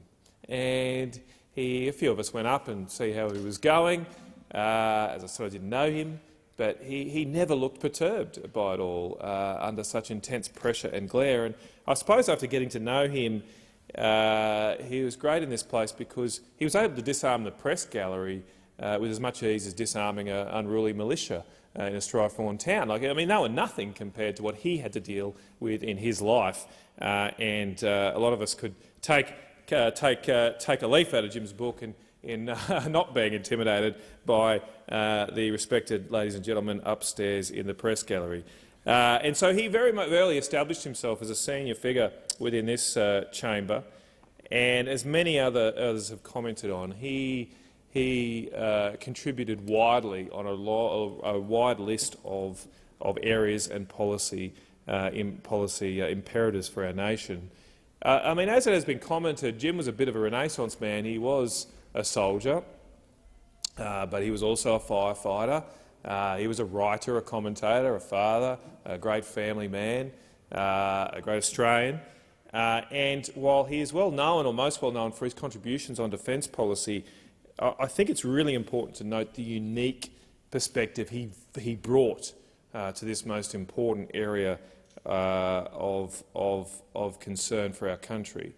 I had long discussions with Jim about the need to reindustrialise this nation, or to at least avoid our deindustrialisation. Jim had a keen awareness that the ability to defend Australia does not begin and end with the men and women in khaki. It is probably more going to come down to our businessmen and women, our workers in high-vis, who can make the things that would allow those men and women in khaki to ultimately defend our nation if the worst thing happens. Because I think he had such a wide range of life experiences, he was able to somewhat transcend the often narrow and at times self-interested agendas of the defence establishment in our nation. He wasn't always just looking at ships and guns and submarines and those issues, although he did, tanks of course, although he did make major contributions on those issues. He was also able to look beyond that and see the need for our country to actually have an industry, to have a strong economy that could help defend this great nation of ours. And if there's anything that we can remember Jim for, it would be to take that wider lens on these issues. Do not operate in silos and think that just because we've got the latest defence procurement plan ready and done, we will be okay. We do need to take Jim's approach here to these issues and look at our broader risks and problems for our country. He, of course, was an early harbinger of the challenge that we face with the rise of China in our region. I think Jim's views here have been the most impactful because they have been widely accepted, largely, of those risks. But it should be recalled that when Jim started on raising this issue of China, at the time Australia was signing a free trade agreement with the Chinese government. We had had almost 4 decades of uninterrupted improvements in Australian-Chinese relationships, and Jim actually belled the alarm more quickly than most about the fact that this relationship had the potential to go awry very quickly. Now, we've all seen over the weekend a big balloon flying over the continental United States, reminding us all of the wisdom of Jim's approach, and I hope that we do not ignore Jim, even though he is not in this place any longer, about the need to maintain a very clear-sighted view of the behaviours, interests and agendas of the Chinese Communist Party in our region, and not be sucked into doing business with a country that cannot be trusted. The way for us to avoid that is to take up Jim's challenge of reinvesting back in our country, in our defences, in our economy. It is the best way we can honour Jim is to continue to live by his example of loving this country and loving it so much that we will do anything to defend it. I am confident that while Jim physically has gone from this place, his ideas and influence and legacy will long shadow over our debates. I often look up through that little glass window up there when I'm sitting in the chamber contemplating my life choices. Hopefully I won't look up and see a balloon anytime soon, but I will look up now and think of Jim and do everything I can to live by his example in doing the best by our great country of Australia. My full condolences go to Jim's wonderful family. It was a beautiful service last week. He's got that will be his best legacy, a wonderful and loving family. Great that so many of you could be here today. To Anne, to his children and grandchildren, all my condolences, and Vale Jim Molan. Senator Babet. Thank you. Firstly, I'd like to acknowledge Senator Molan's family in the gallery. Now, Senator Molan was a great Australian, and his passing has robbed Australia of a true statesman. His contribution to public life will be missed. Now, Senator Molan, he loved his country, and he dedicated himself to the service of his country every single day. Now, throughout his long and distinguished career, he sought to defend our nation, and he never shied away from a fight. Now, he served Australia for 4 decades in the Army, where he distinguished himself in various conflicts around the world and rose to the rank of Major General, as we all know. Now, his sound judgment led to a senior appointment running the multinational task force in Iraq, yet when he retired from the Army, he didn't rest on his laurels. No, he didn't. He threw himself into the defence of Australia once again, this time helping to design Operation Sovereign Borders to protect our country from the uncontrolled flow of unauthorised arrivals that threatened the integrity of our orderly and humanitarian refugee program. Now, despite all the naysayers who said it couldn't be done, the program was a resounding success, so much so that other nations have sought to copy us. Now, even then, Jim was not prepared to sit back and enjoy his well-earned retirement. Instead, he entered the civilian battlefield of politics, winning a seat in the Senate for the Liberals in New South Wales. Now, he used his position to tackle the greatest threat facing Australia. And he wasn't afraid to point out that that threat was not climate change.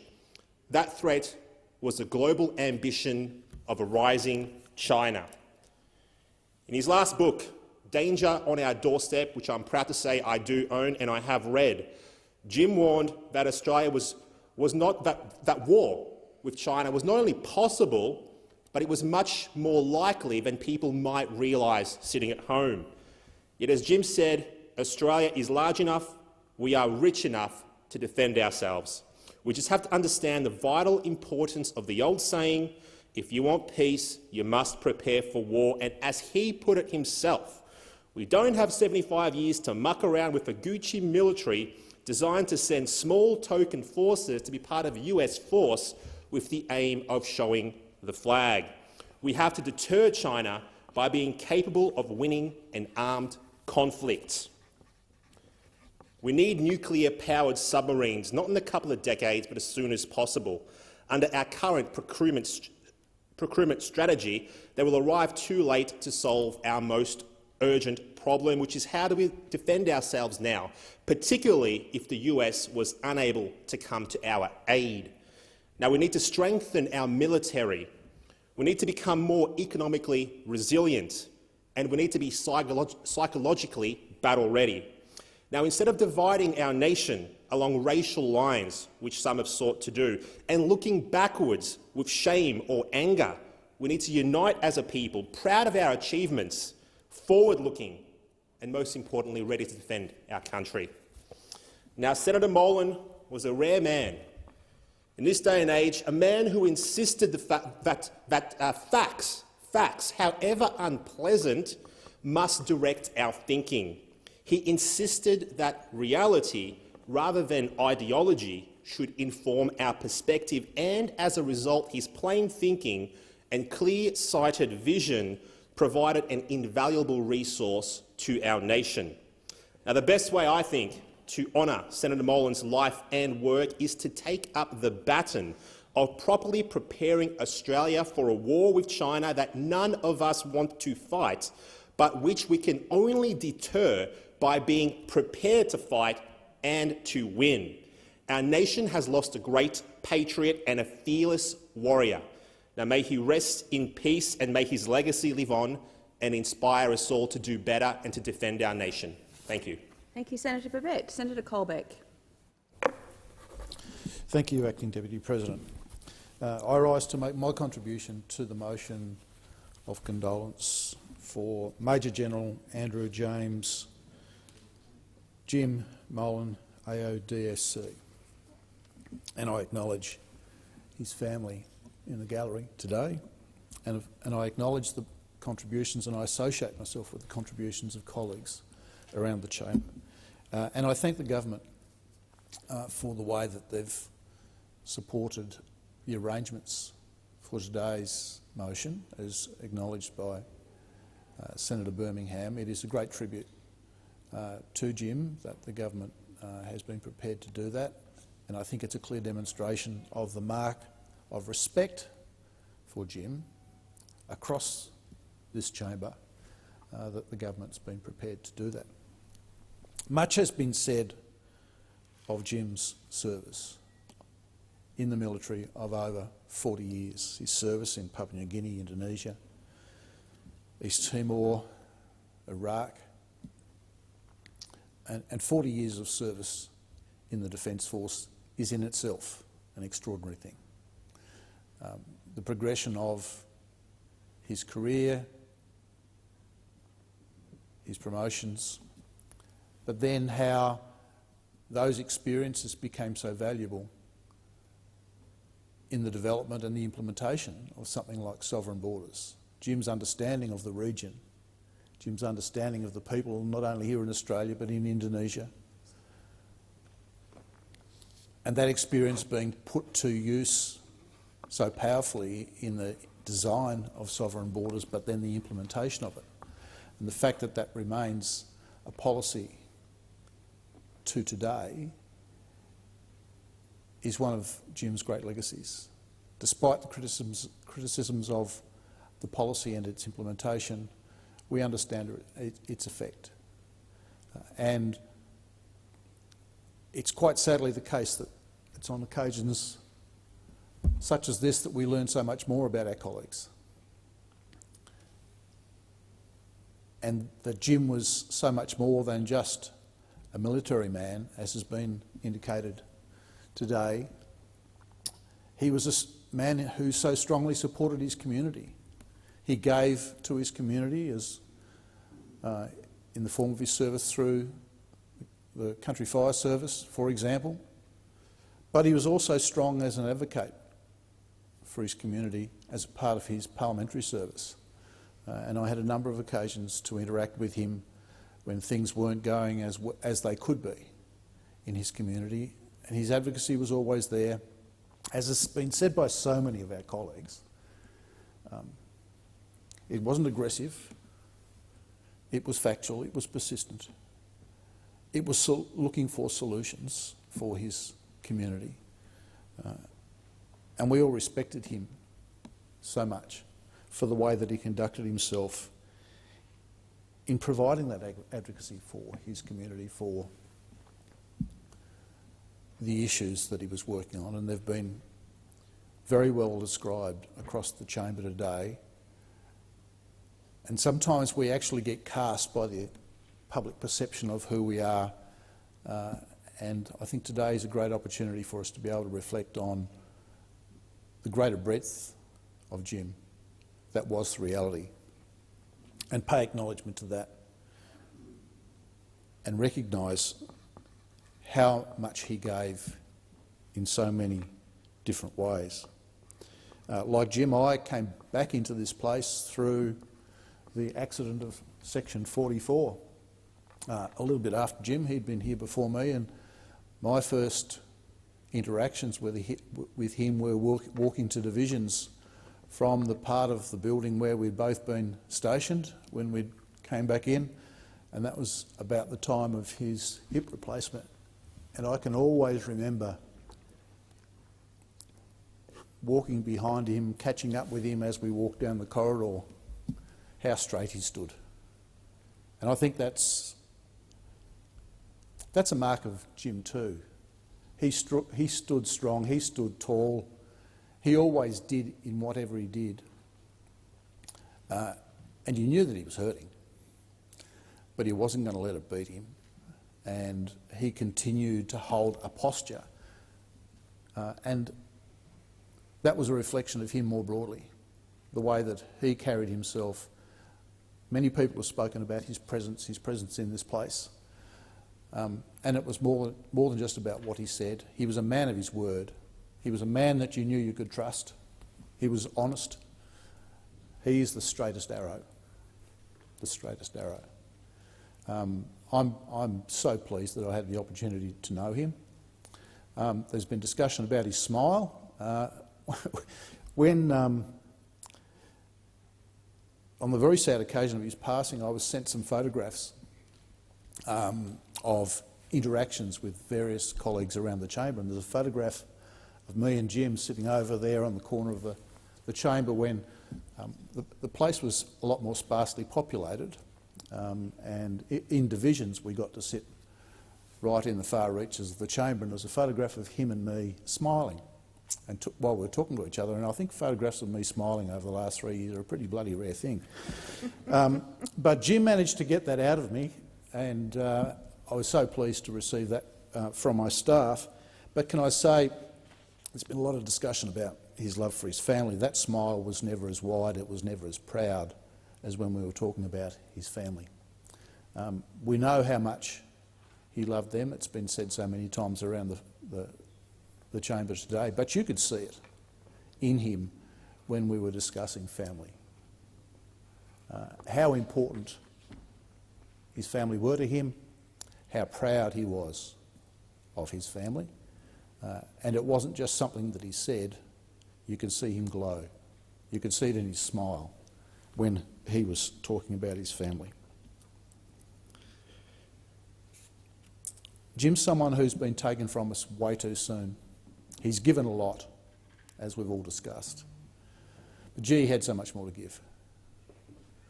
Clearly his legacy will live on through his actions, many of which have been discussed today, through his writings, which will endure, through the policy work that he did in the Defence Force, in the community, in this Parliament, and of course by his own writings.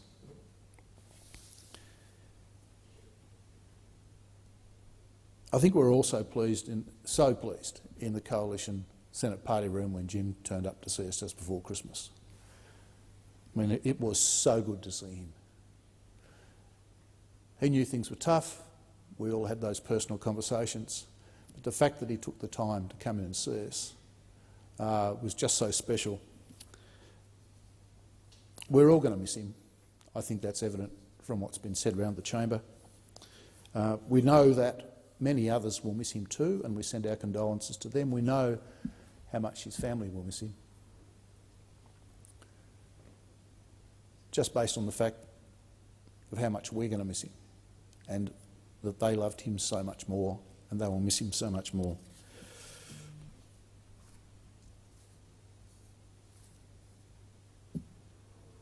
Sincerest condolences to you, Jim's family, to all those that loved him, to my colleagues who had so much regard for him. May Jim rest in peace. Vale Jim Molan. Thank you, Senator Colbeck. Senator Fawcett. Thank you, Madam Acting Deputy President. To acknowledge Jim's family, friends and staff in the chamber today as I rise to make some comments on this motion. In Jim's maiden speech, he talked about the words of Napoleon that said, if you want to understand a country's interests, go and look at the graves of its soldiers.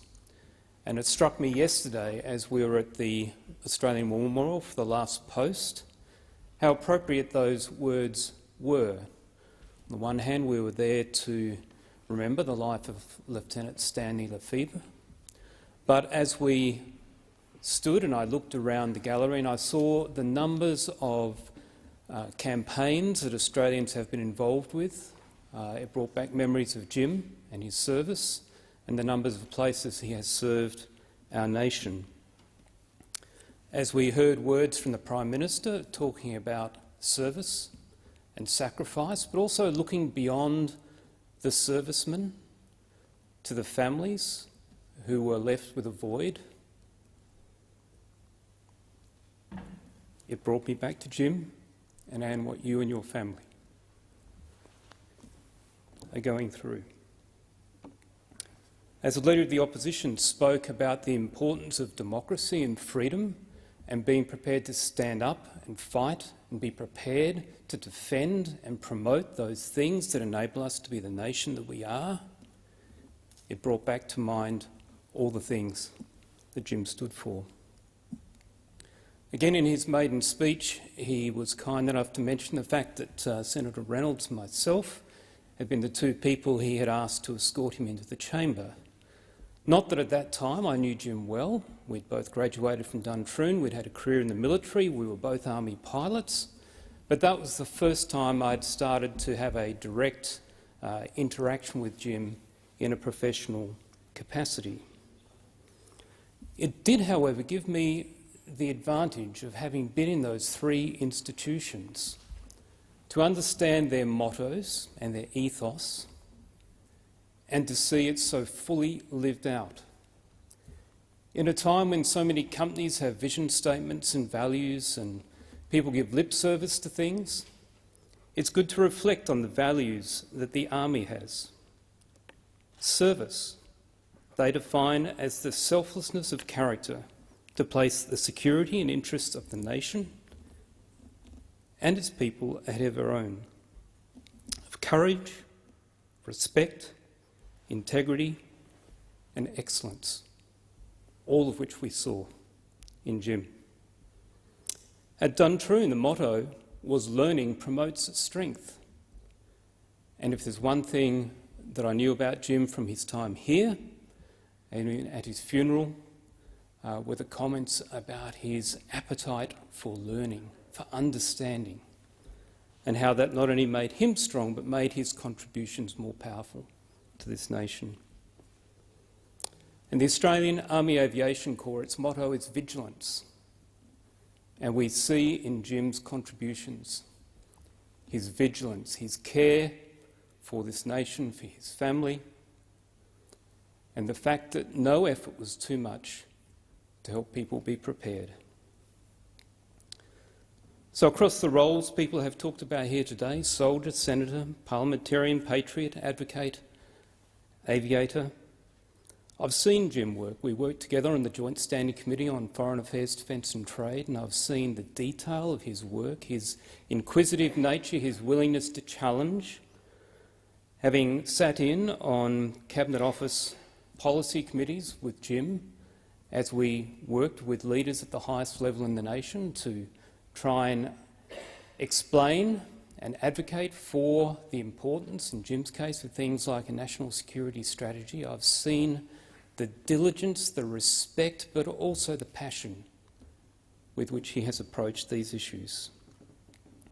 I've had Jim's visit in South Australia in my paired seat of Macon and seen his advocacy, his ability to interact with veterans and then to advocate for them powerfully back in this place. On the international stage, we've heard a lot about Jim and his advocacy here, but one of the groups he was involved with was the high-level military group, which advocated for the rule of law, which sought to understand and to highlight the fact that not all governments, not all societies actually share the same values, about the fact that whilst we, for example, are governed by the rules of armed conflict, there are nations which are authoritarian in nature which will seek to use those things to our detriment.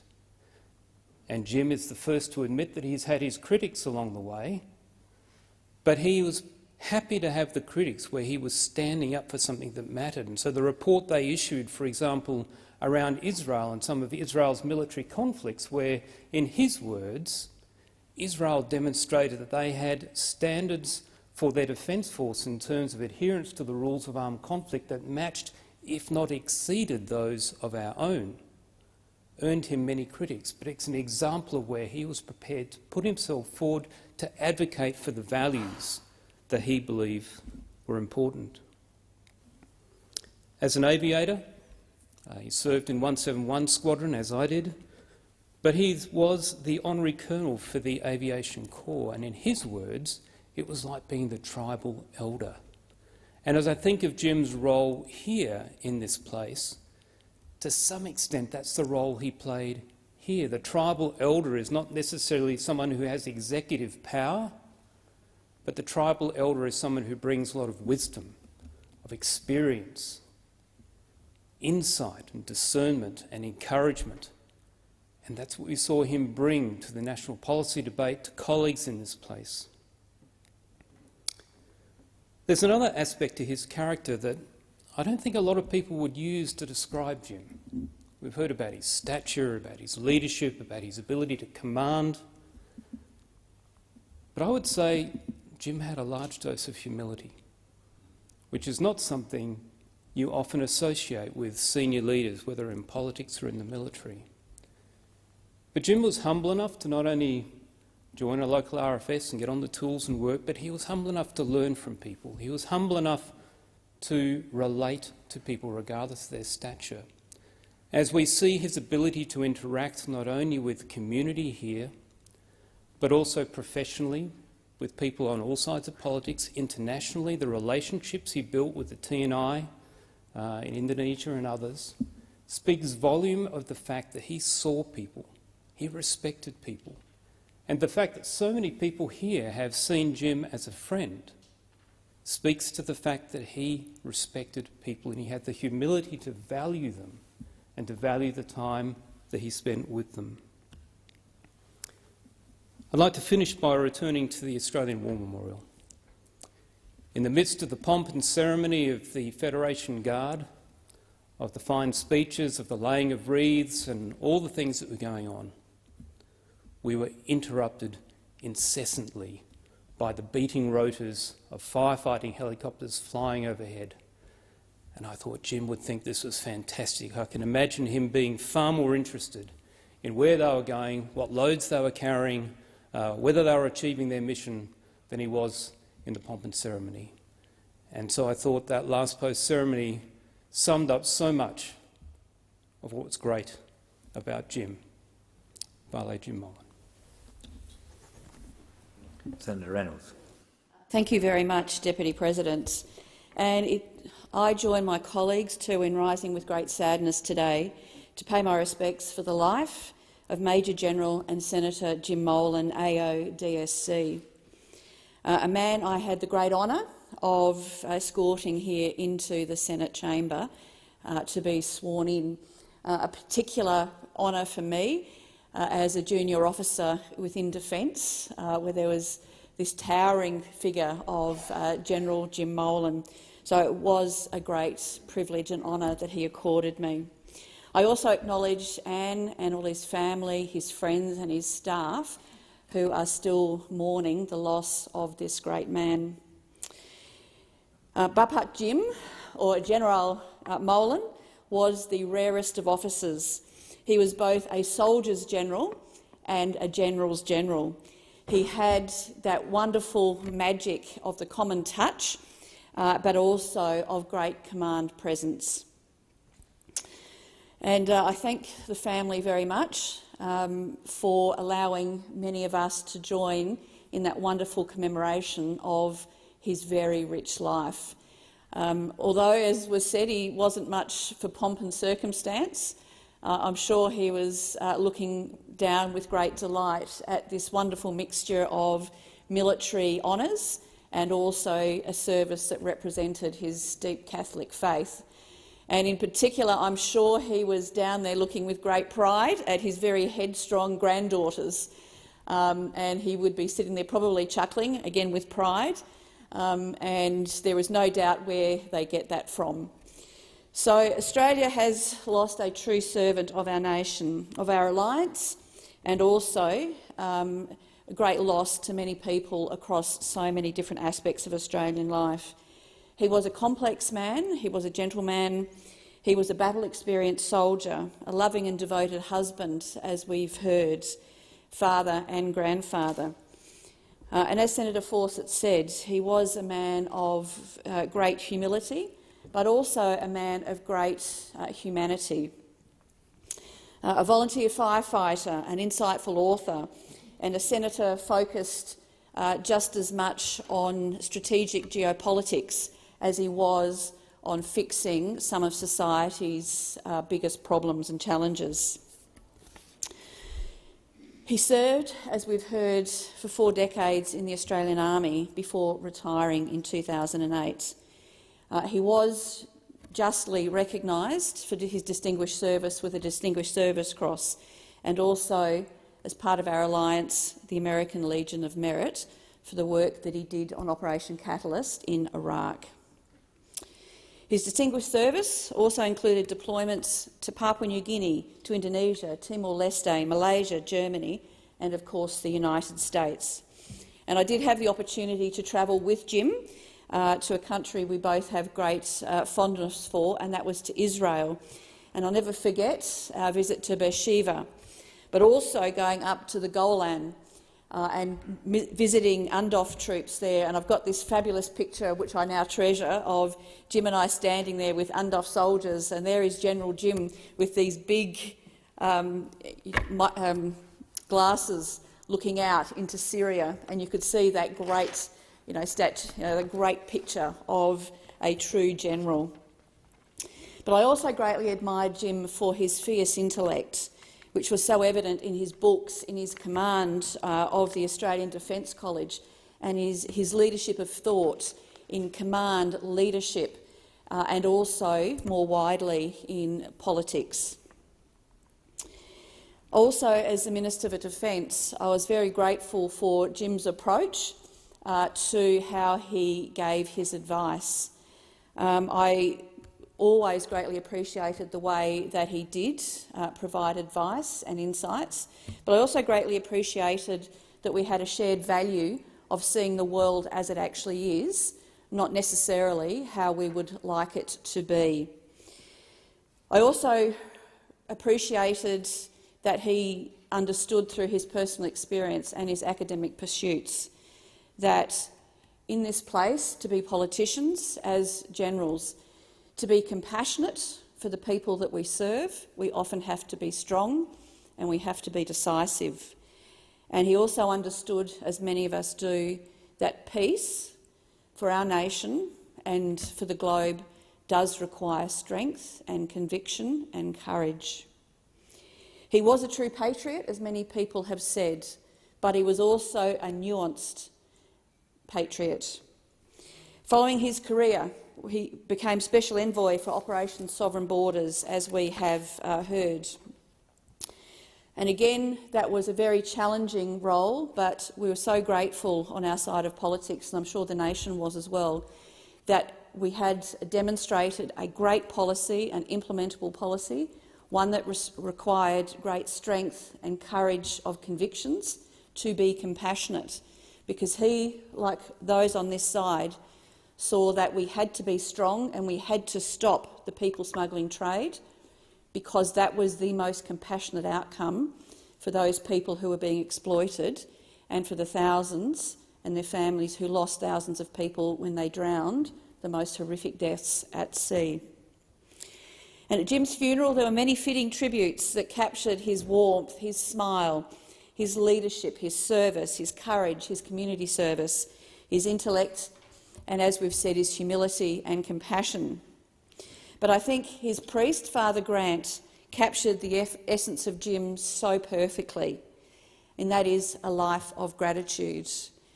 And that gratitude is reciprocated by his colleagues here and by thousands of others whose lives he touched, that we are so grateful for his life and his contributions. Quite simply, the Senate chamber and Australia will not be the same without him. I extend my deepest condolences to Jim's family, his friends and his staff, who are all here today, and I'm so glad you can be here to hear the respect and the love that we had for Jim.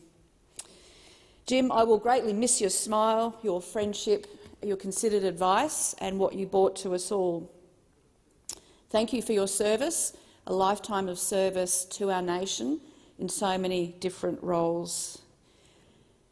And as we said in his service, rest easy, soldier, your duty is done. Thank you. Senator Scarr.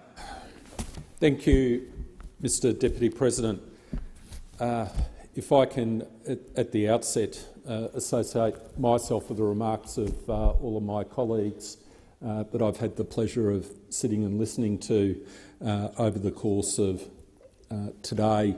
And Senator Canavan referred to a particular statistic which is quite unique, and that is that our good friend Senator Jim Molan received 137,325 votes under the line when he stood as a senator, and that is an extraordinary figure, and probably that sign of respect and regard from the people of New South Wales, tens and tens of thousands of them, better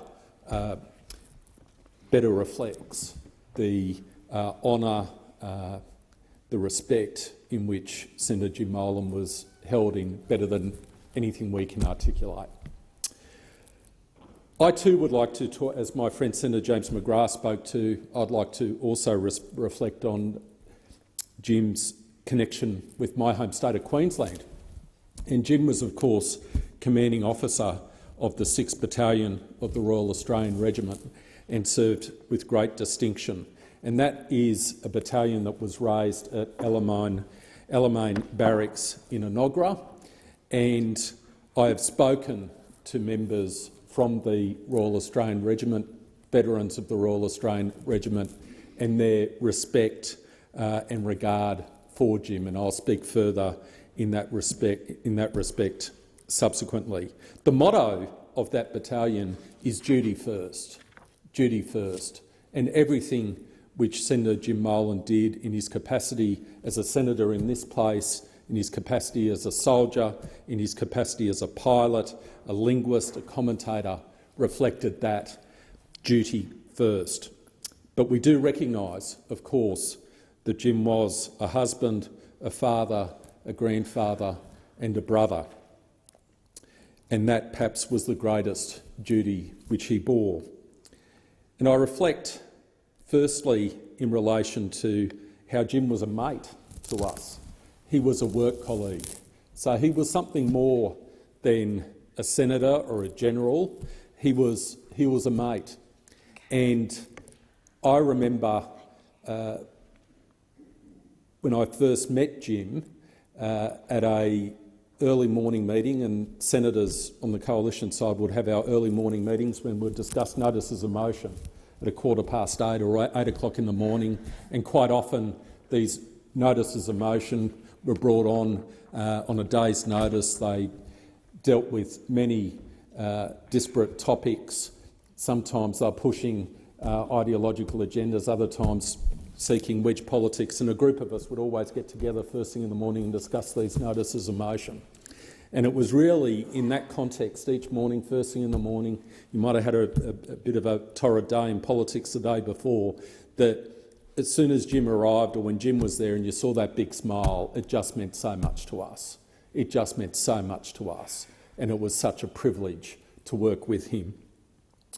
Jim was also my buddy when we used to walk back to our offices from divisions, and senators here will know what that means. So on the floor above, Jim's office was down the left side of the corridor, mine was at the right, and typically we'd walk up the stairs together, down the hallway, and we would linger for maybe 5 or 10 minutes at the fork in the hall as we discussed various things. And I think looking back on those moments, I really cherish those moments, I really do, and the times on which he spoke about his love for his family, his admiration for his daughter Erin, and how you were defending your honour and reputation through the court system, and how important that was to him, and also his intellectual curiosity. I've talked to him about what I was reading or books I'd read, and he was always interested, always enthusiastic. He always had that sense of enthusiasm which meant so much to us. Jim used to laugh at my jokes. Sorry? A great man indeed, says Senator Henderson. But that's what Jim was. He had such a generosity of spirit and a great sense of humour. And as Senator Colbeck said, we spent a lot of good times in these corners during the awful COVID pandemic In that corner we used to call the sensible corner, and quite often those on this side of the place during divisions, we would gather when we had to all spread out for the COVID pandemic in that corner, and Jim would be there, my friend Senator Colbeck, Senator McLaughlin and others, and have good chats and lift the darkness somewhat of what was a terrible time. But there's also the great contribution Jim made to public debate, and in no better way was that articulated then in Jim's passion for a national security strategy. So I would like to read onto the record an excerpt from an article which Jim wrote for the Australian Strategic Policy Institute on 30 July 2021, and I do want to read these paragraphs into the record in acknowledgement and respect for Jim's deeply held views in this regard. And I quote, and you can almost, I can hear Jim saying these words as I read this. But how can there be a defence strategy without an overarching and comprehensive national security strategy? What good is it to have a brilliant defence strategy without national liquid fuel, industry, pharma, science and technology, manpower, diplomacy and stocking policies, and a plan to move from peacetime processes to the wartime processes that are implied? What good is it for us to be world-class at anti-access aerial denial based on brilliant material solutions if we can no longer feed the people due to a lack of diesel, and if we're unable to move smoothly from a peacetime footing to a wartime footing in government and the bureaucracy because we haven't thought it through and because we lack modern plans or processes? And if the government will put $270 billion into defence over the next 10 years because of the strategic environment, what are we doing for the nation as a whole? If we think vaccinating the population is difficult, try mobilising." End quote. And there's something which is just so typical of Jim's common sense, founded on decades of experience in this space. And those are thoughts and a vision in terms of the national security for this country, which all of us should reflect on and seek to take forward in memory of Jim. The third area I want to touch on is last Thursday I spent an evening at the Gathorne RSL with a good friend Nev Robinson, who served in the Royal Australian Regiment. And Nev had served in Malaya, in Borneo, in Vietnam, and Jim meant a lot to Nev, as I'm sure Jim meant to hundreds of thousands of Australians. And Nev is a very patriotic Australian.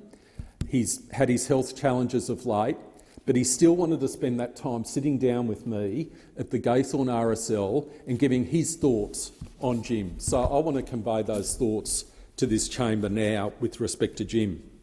And we sat down and we spoke about Jim's book, Running the War in Iraq. And there are three items which Nev, amongst others, highlighted for me, and I wish to just speak quickly in relation to those three items. The first was, and Nev actually went through and he highlighted pages out of Jim's book. He actually went to Officeworks. He was late to the catch-up at the Gathorne RSL, and he rang me up and he said, "Mate, I'm on my way. I had to go to Officeworks. I wanted to photocopy these pages and show you this is you've got to reflect on this." So, Nev, I'm doing that now, mate. The first area is in relation to Jim's time in East Timor, at that extraordinarily difficult time when the people of East Timor voted for independence and democracy. And Jim was on the ground in the most dangerous of positions, providing assistance both to Australians but also to civilians and leaders in the East Timorese community. And I just wanted to read a few paragraphs from this excerpts of this book, because I think that provides an element of insight into the sorts of issues Jim was managing on the ground for the benefit of people. And I quote, and he's talking about his time at a place called Barkau, and I quote, "As the only uniformed Indonesian-speaking person who knew some of the militia, I tried to sort out the mess on the tarmac. The UN quite bravely refused to leave unless the safety of the locals could be guaranteed. Groups of terrified locals sat in a big block of humanity on the tarmac, with the UN workers surrounding them. Meanwhile, the militia were getting more and more worked up." Quote further, For most of the day, we negotiated over each group of local refugees. As I spoke with the sergeant, he nervously drew and reholstered his pistol, and this sergeant was from the militia. This worried me, both because it may have been a signal of his intent and because it definitely was a safety issue. The tension kept building. And then it turned out that amongst this group was Bishop Bello, who was a leader of the Catholic Church in East Timor and had been a trenchant critic of the Indonesian government. So Jim was then faced with this group of civilians, but also with this cardinal, bishop in their midst. Now that we had moved some Timorese off the airport, the logjam was broken, and the sergeant agreed that the rest could go in the C-130s. I felt I was finally making some progress, but as the militia commander and I were walking back towards the remaining group of Timorese, we noticed that among them was the religious leader of East Timor, the vehemently anti-Indonesian Bishop Carlos Bello, dressed in civilian clothes. Bello had been awarded the Nobel Peace Prize in 1996 with Jose Ramos Horta, then the voice of the people overseas, for advocating non-violent resistance to Indonesian rule. Now here he was, sitting on the tarmac, surrounded by other refugees. Early on, Bello had been threatened by the Dili militia in a pamphlet that read, "For now your robe is white, but it will soon be covered in the colour of your own blood." End quote. And this is a situation which Jim was facing on that tarmac. Conscious of how much danger Bello was in, I told the militia sergeant that the bishop should be allowed to go to Australia. Allowing such a prominent global figure to be killed would be unforgivable. I remember stumbling in my fatigue for an appropriate local translation for Nobel Prize winner. And then Jim describes how he dealt on a very human, empathetic basis with that local militia sergeant to effectively negotiate an outcome where Bishop Bello safely left that tarmac with all of those other civilians who are at risk. Just an absolutely outstanding outcome. And then he describes how at the last moment when he just about successfully negotiated Bishop Bello's release and they were getting on the planes, this militia sergeant got the wobbles and all of a sudden wanted to drive a truck out to block the plane leaving. And again, Jim had to intercede and convince this militia sergeant that no, that was not the right thing to do. It was too late. Let them go. Mission accomplished. Mission accomplished. The second extract from Jim's book that we talked about on last Thursday night was the 8 million Iraqis who voted on 30 January 2005 when they were first given the opportunity. 8 million of them, and how much that meant to Jim, as he outlines in his book, and the fact that he was actually gifted by the Independent Electoral Commission of Iraq the 9th ballot paper that was cast in that election. And he treasured that as representing what that mission was all about in terms of providing freedom and democracy to the people of Iraq. And lastly, Anne, I note Jim's comments when he was presented with the US Legion of Merit. And I'll quote, and these are Jim's words. "The day after I returned from Germany in August 2005, Air Chief Marshal Angus Houston, on behalf of the US Secretary of Defence, presented me with the official medal for the US Legion of Merit. Anne was invited to the function.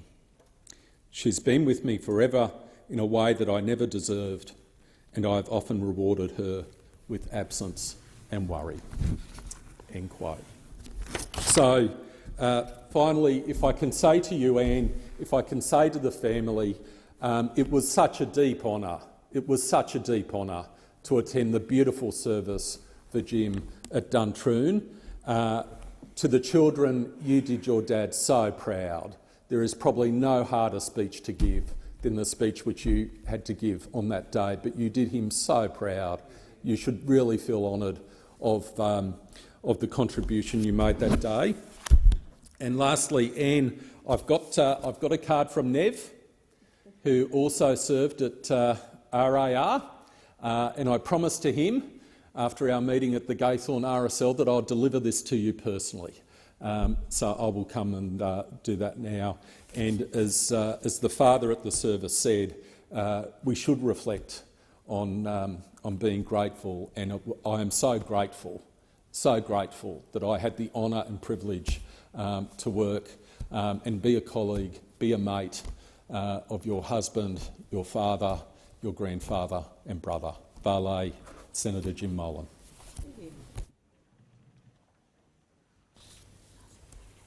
Senator Henderson.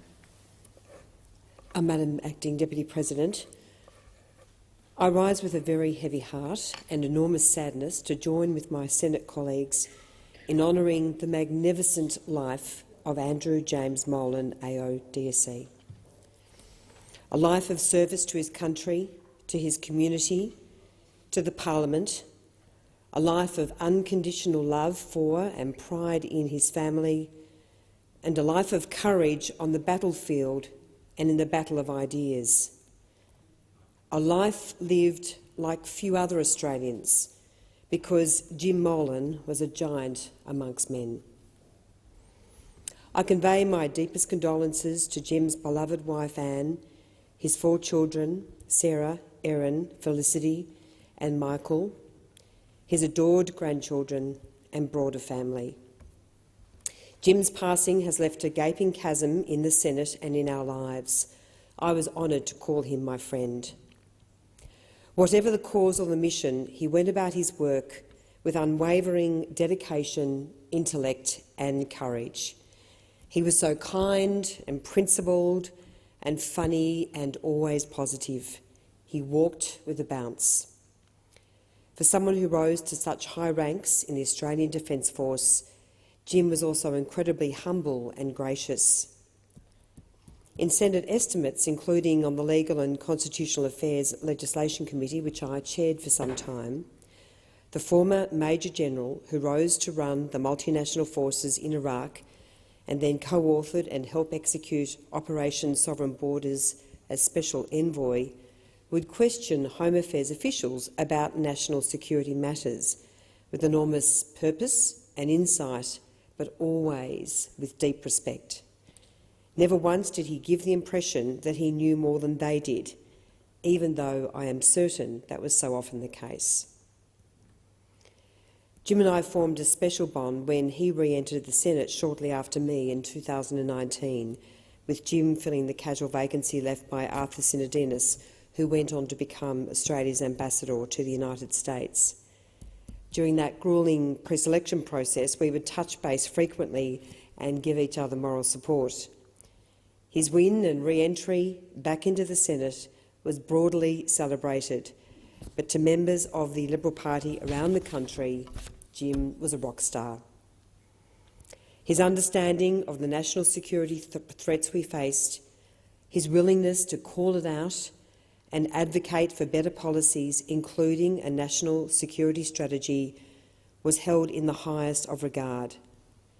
As Senator Scarr has just referenced, Jim would be cheering from the rooftops, hearing Senator Scarr read out part of his rationale for a national security strategy. In early 2020, I asked Jim to be my special guest at a special Australia Day celebration that I was planning, but as COVID began to emerge, we needed to cancel. We planned to reschedule the event, but it was never to be. I won't recite Jim's extensive CV, which has been very well documented in this motion, other than to say few men have served our country with such high distinction. Jim's awards included an Officer of the Legion of Merit awarded by the United States in 2004 and the Distinguished Service Cross awarded in 2006. He was also appointed a member of the Order of Australia in 1992 and an Officer of the Order of Australia in 2000. Jim was highly respected as a public commentator on defence and national security issues and as an author. It was indeed an honour to attend his book launch last year in Parliament House of Danger on Our Doorstep. This is a must-read. Jim and I would often speak about the horrors of social media trolling and his pride in you, Erin, for standing up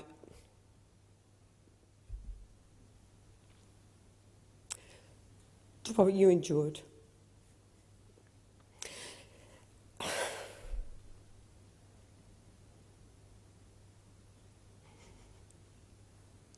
He was so proud for you, the way you stood up to the bullies and the trolls and to those who defamed you and belittled you and abused you. He was so proud of your work, including your amazing support and advocacy for the Coalition's Online Safety Act. He was in the trenches with you every step of the way. Thank you, Jim, for your legacy, which inspires us as senators to be more courageous, to never give up fighting for what is right in the service of our country.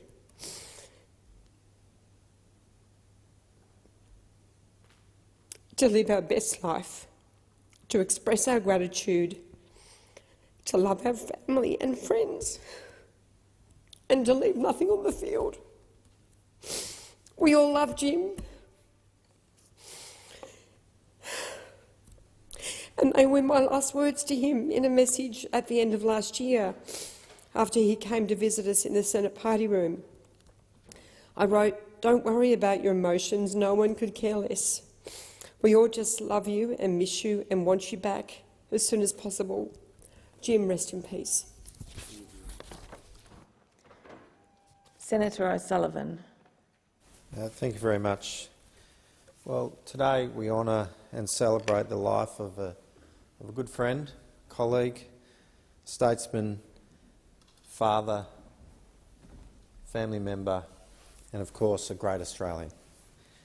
And I'll pass on my deepest condolences to Jim's wife, Anne, his children, Sarah, Erin, Felicity, Michael, and all extended family and those that were closest to Jim.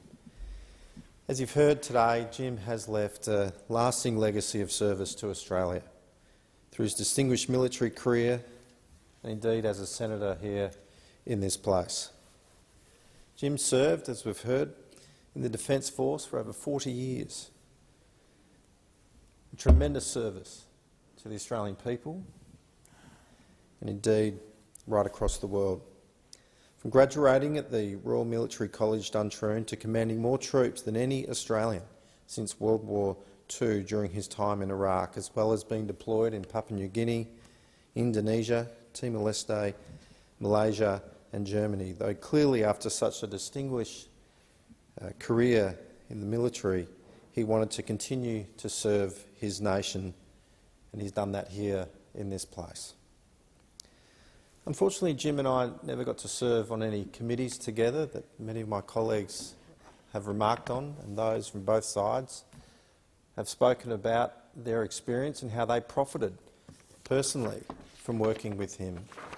I never got that opportunity, but it didn't matter because, like Senator Scarr was saying, there were other moments throughout our week where we did get to interact, and it was, whether it was in those early morning meetings where we're discussing policy motions, or during a division, or during one of our party room meetings, or just simply a morning tea, you get the opportunity to talk with Jim. And I think one of the things that really stood out to me was he was never short of an encouraging word.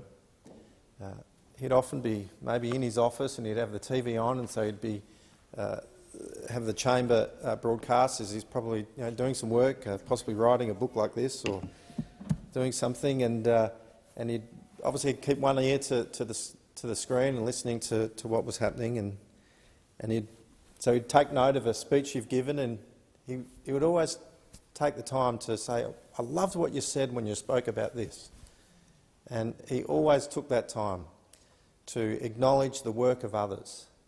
And this is coming from a man that had achieved so much. So when you got an encouraging word from someone like Jim, you really took it to heart. And he'd always take that time.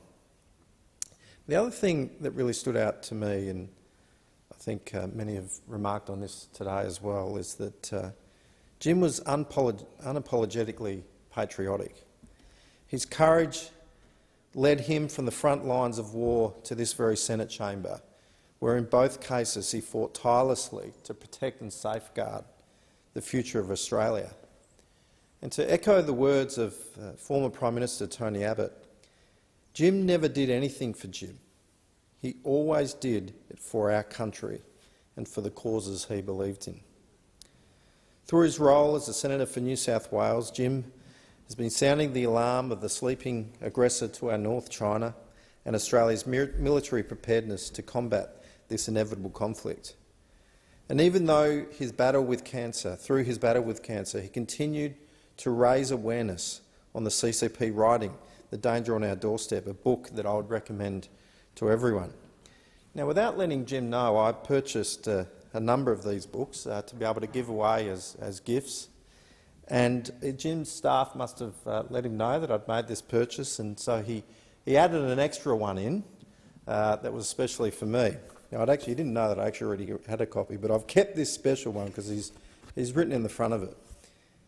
And he's written in his own pen, "For the sovereignty and freedom of Australia." Thanks, Matt. And this is, I think those words, few words, sum up who Jim was and the commitment that he had and fighting right through to the very end for the sovereignty and the freedom of Australia. And right through his battle with cancer, Jim was an example to all of us, and some have remarked today, Liberal colleagues and National colleagues, that Jim came into our very last party room meeting at the conclusion of last year.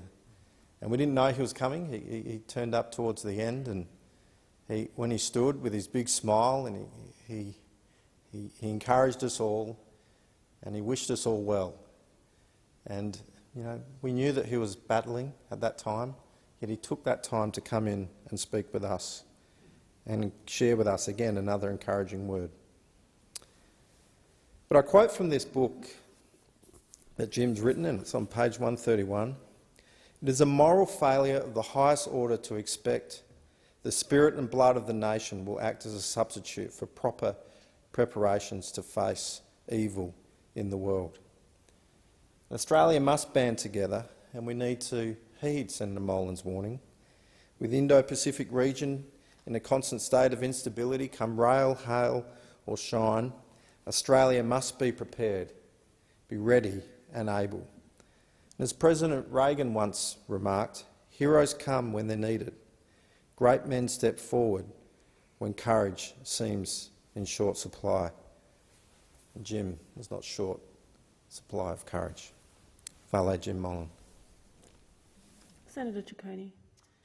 Thank you very much, Acting Deputy President. And I too rise to offer my condolences to Senator Jim Molan's family and on the passing of a very great Australian, a friend, a colleague, someone who we could always approach with confidence, knowing that our interactions with him would always help inspire us to make, I think, the right decisions in this place, given his depth of experience, both in the military but also in life in general. We have heard today on many occasions about Jim and his extraordinary life, his life of service, his dedication to this great country, his dedication through the military career and his public life as a senator, on and off on a couple of occasions. But above all, he was a loving husband, a father and a grandfather. And I was at the funeral a few weeks ago, and sadly it's funerals where you get to know someone a bit more. And I sort of wish, and I'll probably take this, for everyone in this place to really get to know all our colleagues, because Jim certainly was someone who loved his family. He certainly put his family first and certainly tried to shield them from his own battles. But the one thing you did take away from that service was he generally did put his family first, and certainly a lot of lessons that we could all learn from Jim's life. Apart from obviously serving his nation with great distinction, and as we've heard in Papua New Guinea, and also been made an officer of the Order of Australia for his service in Indonesia and East Timor, he also was the chief of the operations of the coalition forces in Iraq. quite a defining moment for, I think, our military and for a number of people that I talk to, particularly in the Army, who have served alongside Jim. The Soldiers General, as he's been referred to, really does take away the impact that this great man has had on so many lives. People who look up to Jim as a role model. I know a number of his staff, former staff particularly, who we've interacted with, my office has interacted with, who could only say great things about Jim and his leadership.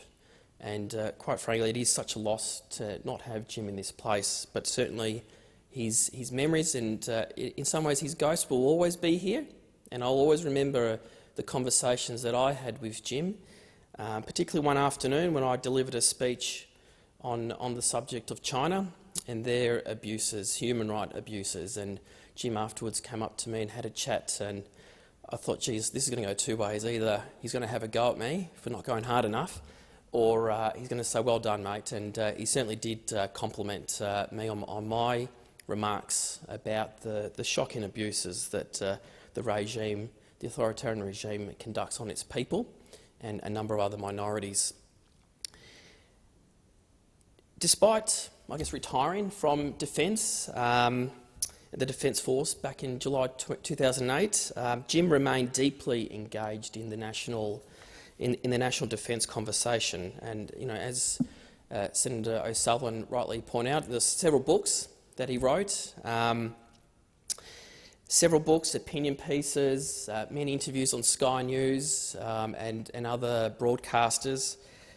But he was always very passionate about the security of our country. Why? Because of his family and the safety of his family and his grandchildren. Wanted to make sure that future generations of Australians can live and really enjoy the freedoms that people like Jim and others in our military have actually defended our values and many wars for many, many decades. Always at the forefront was family, as it so should be. So defence remained a really key focus for Jim after his election to this place in 2017, and we were fortunate to have someone who was so dedicated to national security that was present here in this chamber. And of course, while there was big focus on national security, we've also heard he made such a large and lasting contribution on so many other issues in this place, particularly around stillbirth research. I know a number of my colleagues and those opposite have touched on this at great length, but also in education as well too, because he was a big believer in making sure that the next generation of Australians should be entitled and have the right to be educated, have the right to have access to good education, because the more educated we are, the better outcomes that this country will have, and will be a smarter, clever and much more productive country in the long haul. So I do want to pay tribute to his family who are here today. Jim was a man of conviction. He was a great Australian, a very fierce advocate for the people of the state of New South Wales. Despite him and I sort of having argy-bargies that I'd always go for Queensland, the state of origin, and clearly he'd go for the blue side. But, a great man, and I was really saddened to learn about his death when I was over in Washington last month with a number of my colleagues here in the Senate and in the other place on a delegation in the United States funnily enough, on matters relating to foreign affairs and defence matters. We were all sort of taken aback with the fact that Jim had passed. I just want to touch on just his recent book that was titled Danger on Our Doorstep. Now, I know there's been a bit of contribution on this, but from my point of view, he certainly put forward very good views about the prospects of the conflict in our region, and a real wake-up call, and an honest wake-up call that this country really needs to take seriously. It's all well and good to rely on allies, and as we've done for many, many decades, but we as a nation need to stand on our 2 feet. We are a country that is getting close to that 30 million population, and we should be able to protect ourselves, or at least have deterrence in place. Not against just other countries like China or others, but really making sure that we are in a strong position so that the worst possible outcome doesn't really happen. And if it does happen, at least we can defend ourselves, because we know that we can put up a fight. But his book did really go to the heart about the issues at play at the moment that we are all seeing in the media. But he did so while undergoing cancer treatment, and really is remarkable for someone who went through that. The security of our nation was never far from his mind, despite all the health issues he was going through. And in that most recent round of estimates, remember chairing the Defence, Foreign Affairs and Trade Committee, seeing Jim walk in, giving Jim the first call, that big smile that we all sort of remember, and for him to have the ability to put forward that line of questioning to the department officials, to Minister Wong and the others that were present at the table, really, for me, will always remain, I guess, interested in my mind about who that man was. A great Australian who was always committed to the cause right till the end. And certainly that big smile will never really leave me. And I really wish we had more people like him in this place. But sadly, Acting Deputy President, I want to pass on my condolences to Jim's family, to his wife, his children and grandchildren. A man of great gratitude, as we heard at his funeral service. Valet Jim, we'll miss you, mate. Senator Bragg. Thank you very much, Madam Acting Deputy President. I'd like to offer my condolences to the Molan family, and I'd like to associate myself with the remarks today, particularly those of the Leader of the Government and the Leader of the Opposition here in the Senate. I won't seek to run through the very significant professional and personal achievements of Senator Molan, or Jim, as he was better known to us here.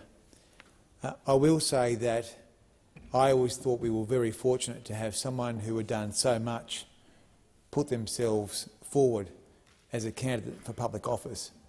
And there is no doubt that Jim was a great asset, not only to the country and the state, but also to the Liberal Party. He was one of the best known people in the Liberal Party, and he was widely loved by people who knew him.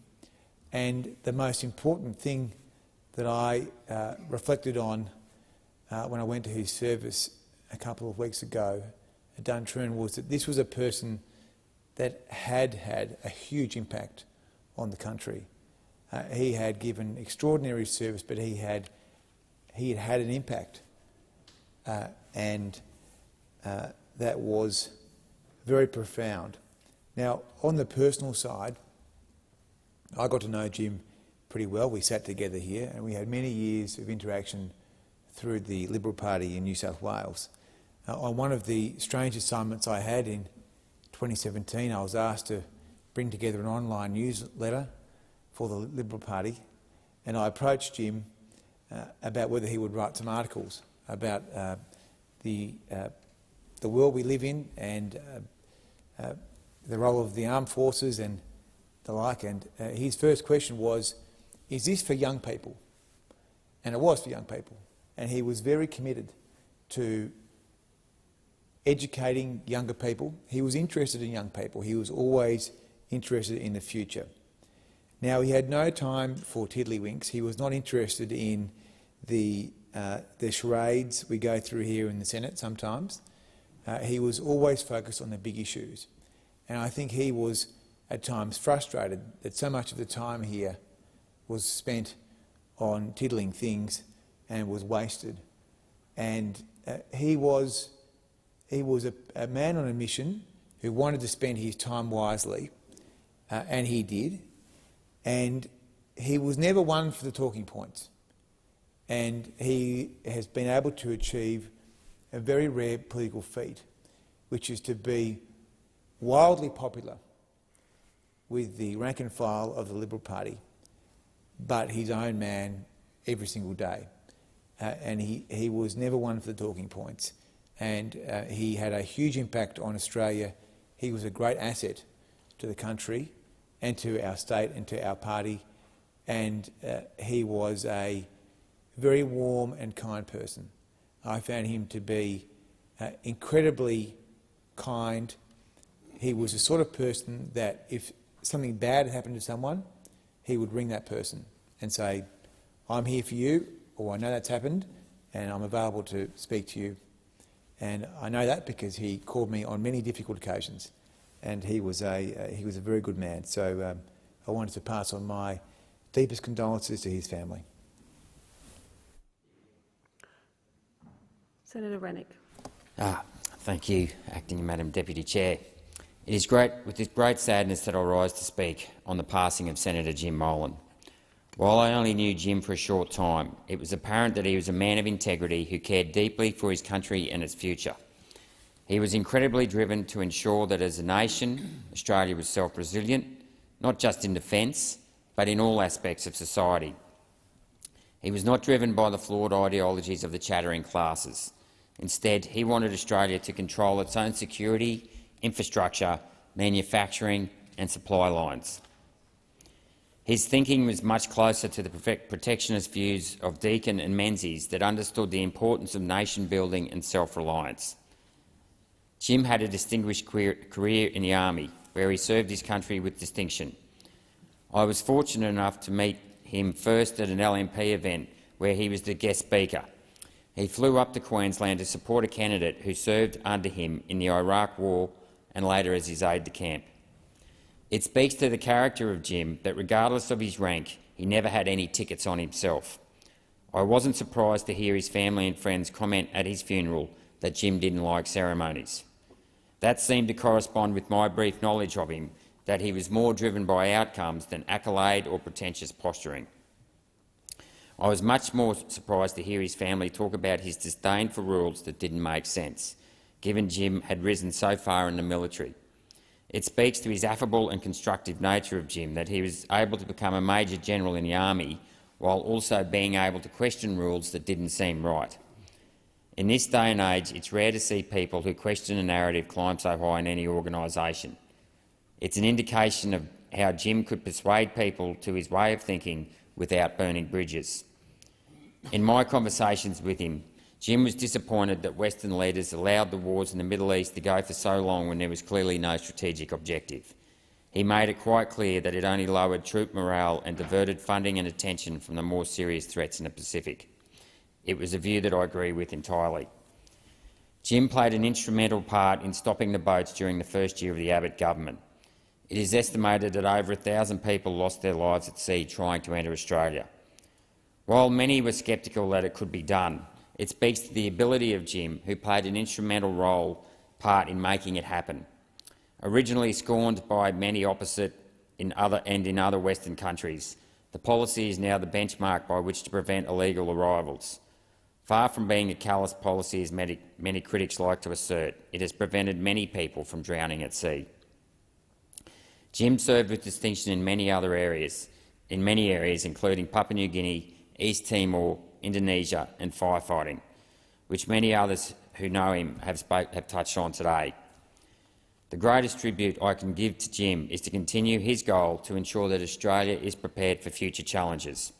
Australia needs to be more self-resilient in its defence capabilities that focus on our region. It's time the Defence Department listened to his concerns that Australia has no integrated national security strategy focused on defending Australia and delivered one. As a politician, we should all mirror his ability for sound diplomacy, his integrity and can-do attitude. My condolences to his family and many friends. Rest in peace, Jim. Senator Van. Thank you, Madam Acting Deputy President. To Anne, Felicity, Erin, Sarah and Michael, I send my heartfelt condolences and deepest wishes. While Jim was a dedicated servant of Australia, there's absolutely no one who would not agree that Australia is better off for Jim's contributions to public life. Jim, yes, served the nation in the Australian Army and rose to the rank of Major General, serving as Chief of Operations for the Coalition Forces in Iraq, which was no small feat, in which he certainly left his mark. Before that, he spent his time in Papua New Guinea, working with the police and security forces, time in Jakarta when Suharto fell, and working in East Timor negotiations with the local armed militia before the Australian Army arrived. efforts that no doubt saved many, many lives. The stories that have been told of his exploits while on these difficult postings leave little to the imagination that he was anything but a true Australian hero, who asked for no thanks. Simply, what more could he do for the people of Australia? Jim was always full of surprises. In the roughly 3 years I knew him, he was always surprised me. I remember not long after he rejoined the Senate, we were sitting in the other place for a joint sitting where the President of Indonesia, Joko Widodo, addressed us. And I'm sitting there, and we're all sitting there with our translation earpieces on, and see Jim take his off. He's just listening along and nodding, and like he knew what was going on. I gave him a shove in the ribs with my elbow and said, "Do you speak Bahasa?" He went, yeah, of course I do. I spent 3 years there, or 5 years, forgive me, whatever it was. He was always full of those sort of surprises. Such was the depth of his talent. As a realist, Jim was well aware of both our strengths and our vulnerabilities in the world, and worked until the end to ensure that those vulnerabilities were fixed. This meant that after giving everything to serve the nation in the army, he decided it wasn't enough and chose to serve in public life in many other ways, but finally as a senator for New South Wales, rather than the retirement he so richly deserved. Many senators are elected to this chamber. However, many, if not most, will make as great an impact on public debate as Senator Jim Molan did. Jim was many things, but one thing that I admired most about him was his commitment to his values and his application of these values towards improving Australian life. Jim once said, and I quote, "Our values are what make us strong, bring us together and set us apart from other nations, and that the values we hold as a nation must be reflected in the actions of our military both at home and abroad." Sharing a passion with Jim in the defence space meant we got to spend a lot of time together, talking, debating, exchanging ideas, and ultimately disagreeing on a number of points, but very few. But the great thing about Jim was that you could do this. You could disagree in a respectful manner and continue on being friends, which is a trait that the world needs more of, not less. And Jim, you were, if nothing else, a great friend. One of the things we agreed on is that Australia is woefully underprepared for a war likely not of our making, but one we will likely have to fight. Where standing by won't be an option. A war in the region doesn't have to include an invasion of our land to be catastrophic to our way of life. That all, or at least most of our seaborne trade will be affected, will bring about a catastrophic effect on Australia's economy and our way of life that only an invasion would surpass. And as I said, we both thought that this was unlikely. So our part in any war is most likely to be aiding allies to keep our sea lanes of communication open. How we do that, that's the challenge that Jim set us all. His commitment to this would be almost unrivalled. While battling cancer, he still managed to be engaged in all of his parliamentary duties, or most thereof, and even writing and releasing a book last year, which, if you haven't read it, you're really letting yourself down. It is such a well-written book on a topic he knows so well, and I recommend it to everyone. To those who knew him, know that as soon as Parliament was done and he was finished battling other members and senators of Parliament on both sides, he loved to hit the road and be out in the community and talking to constituents. But through all of this, he managed to raise and be there for a family that loved him deeply and whom he loved deeply in return.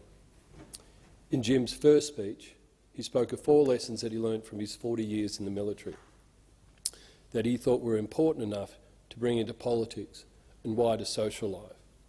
and I think that they are important to repeat on this occasion. Firstly, leadership is everything. Second, Australia brings its unique culture into its military. Blind obedience to orders of authority does not make good soldiers, nor does it make good citizens. Third, as a leader, once you find someone who knows what they're doing, get out of the way. And fourth, stereotypes are invariably wrong. As a man that achieved more than most of us mortals could ever hope to achieve, his words ring just as true as when he first spoke them. Jim truly was a giant of Australian life, and we are surely worse off without him. He'll be greatly missed in these halls, and I know I will personally feel his loss. The last meeting I had with Jim was after a Coalition Defence Policy Committee, a committee that I chair, that he always attended, certainly as much as he could. And his last words to me were, "Vanny, keep up the fight." Fale, Jim. Senator Little. Thank you. My interaction with Senator Jim Molan reminds me it's not how long you have, but what you do with the time you have. I came into the Senate on 1 July 2022, so had just a few interactions with Senator Molan, but he did leave a big impression. I immediately understood that he was a deep listener and a respectful responder. His service with distinction meant I already knew he had courage. I learnt from that, in that brief time that I had with him, that his special gift was also helping others to recognise their own courage and the immense potential in themselves.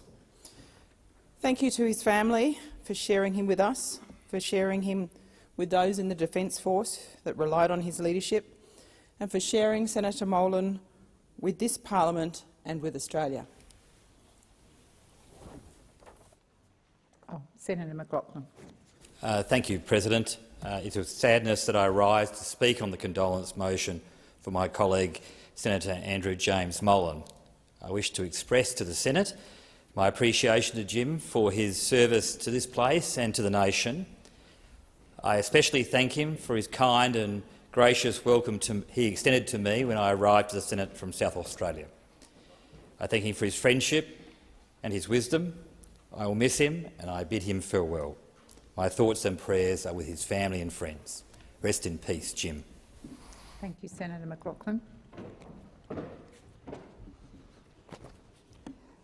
I ask senators to join in a moment of silence to acknowledge the passing of Senator Molan, remember the contribution which he made to the Senate, and to signify assent to the motion.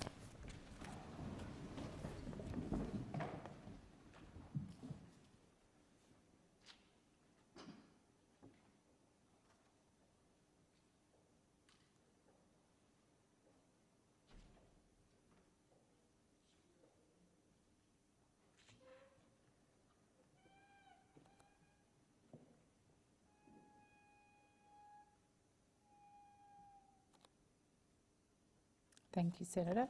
Senators, the motion is carried. Senator Gallagher. Madam President, I move that as a mark of respect to the memory of the late Senator Jim Molan, the Senate do now adjourn. So the question is, the motion is moved by Senator Gallagher be agreed to. Those of that opinion say aye. Aye. Against? I believe the ayes have it. The Senate stands adjourned till tomorrow at midday.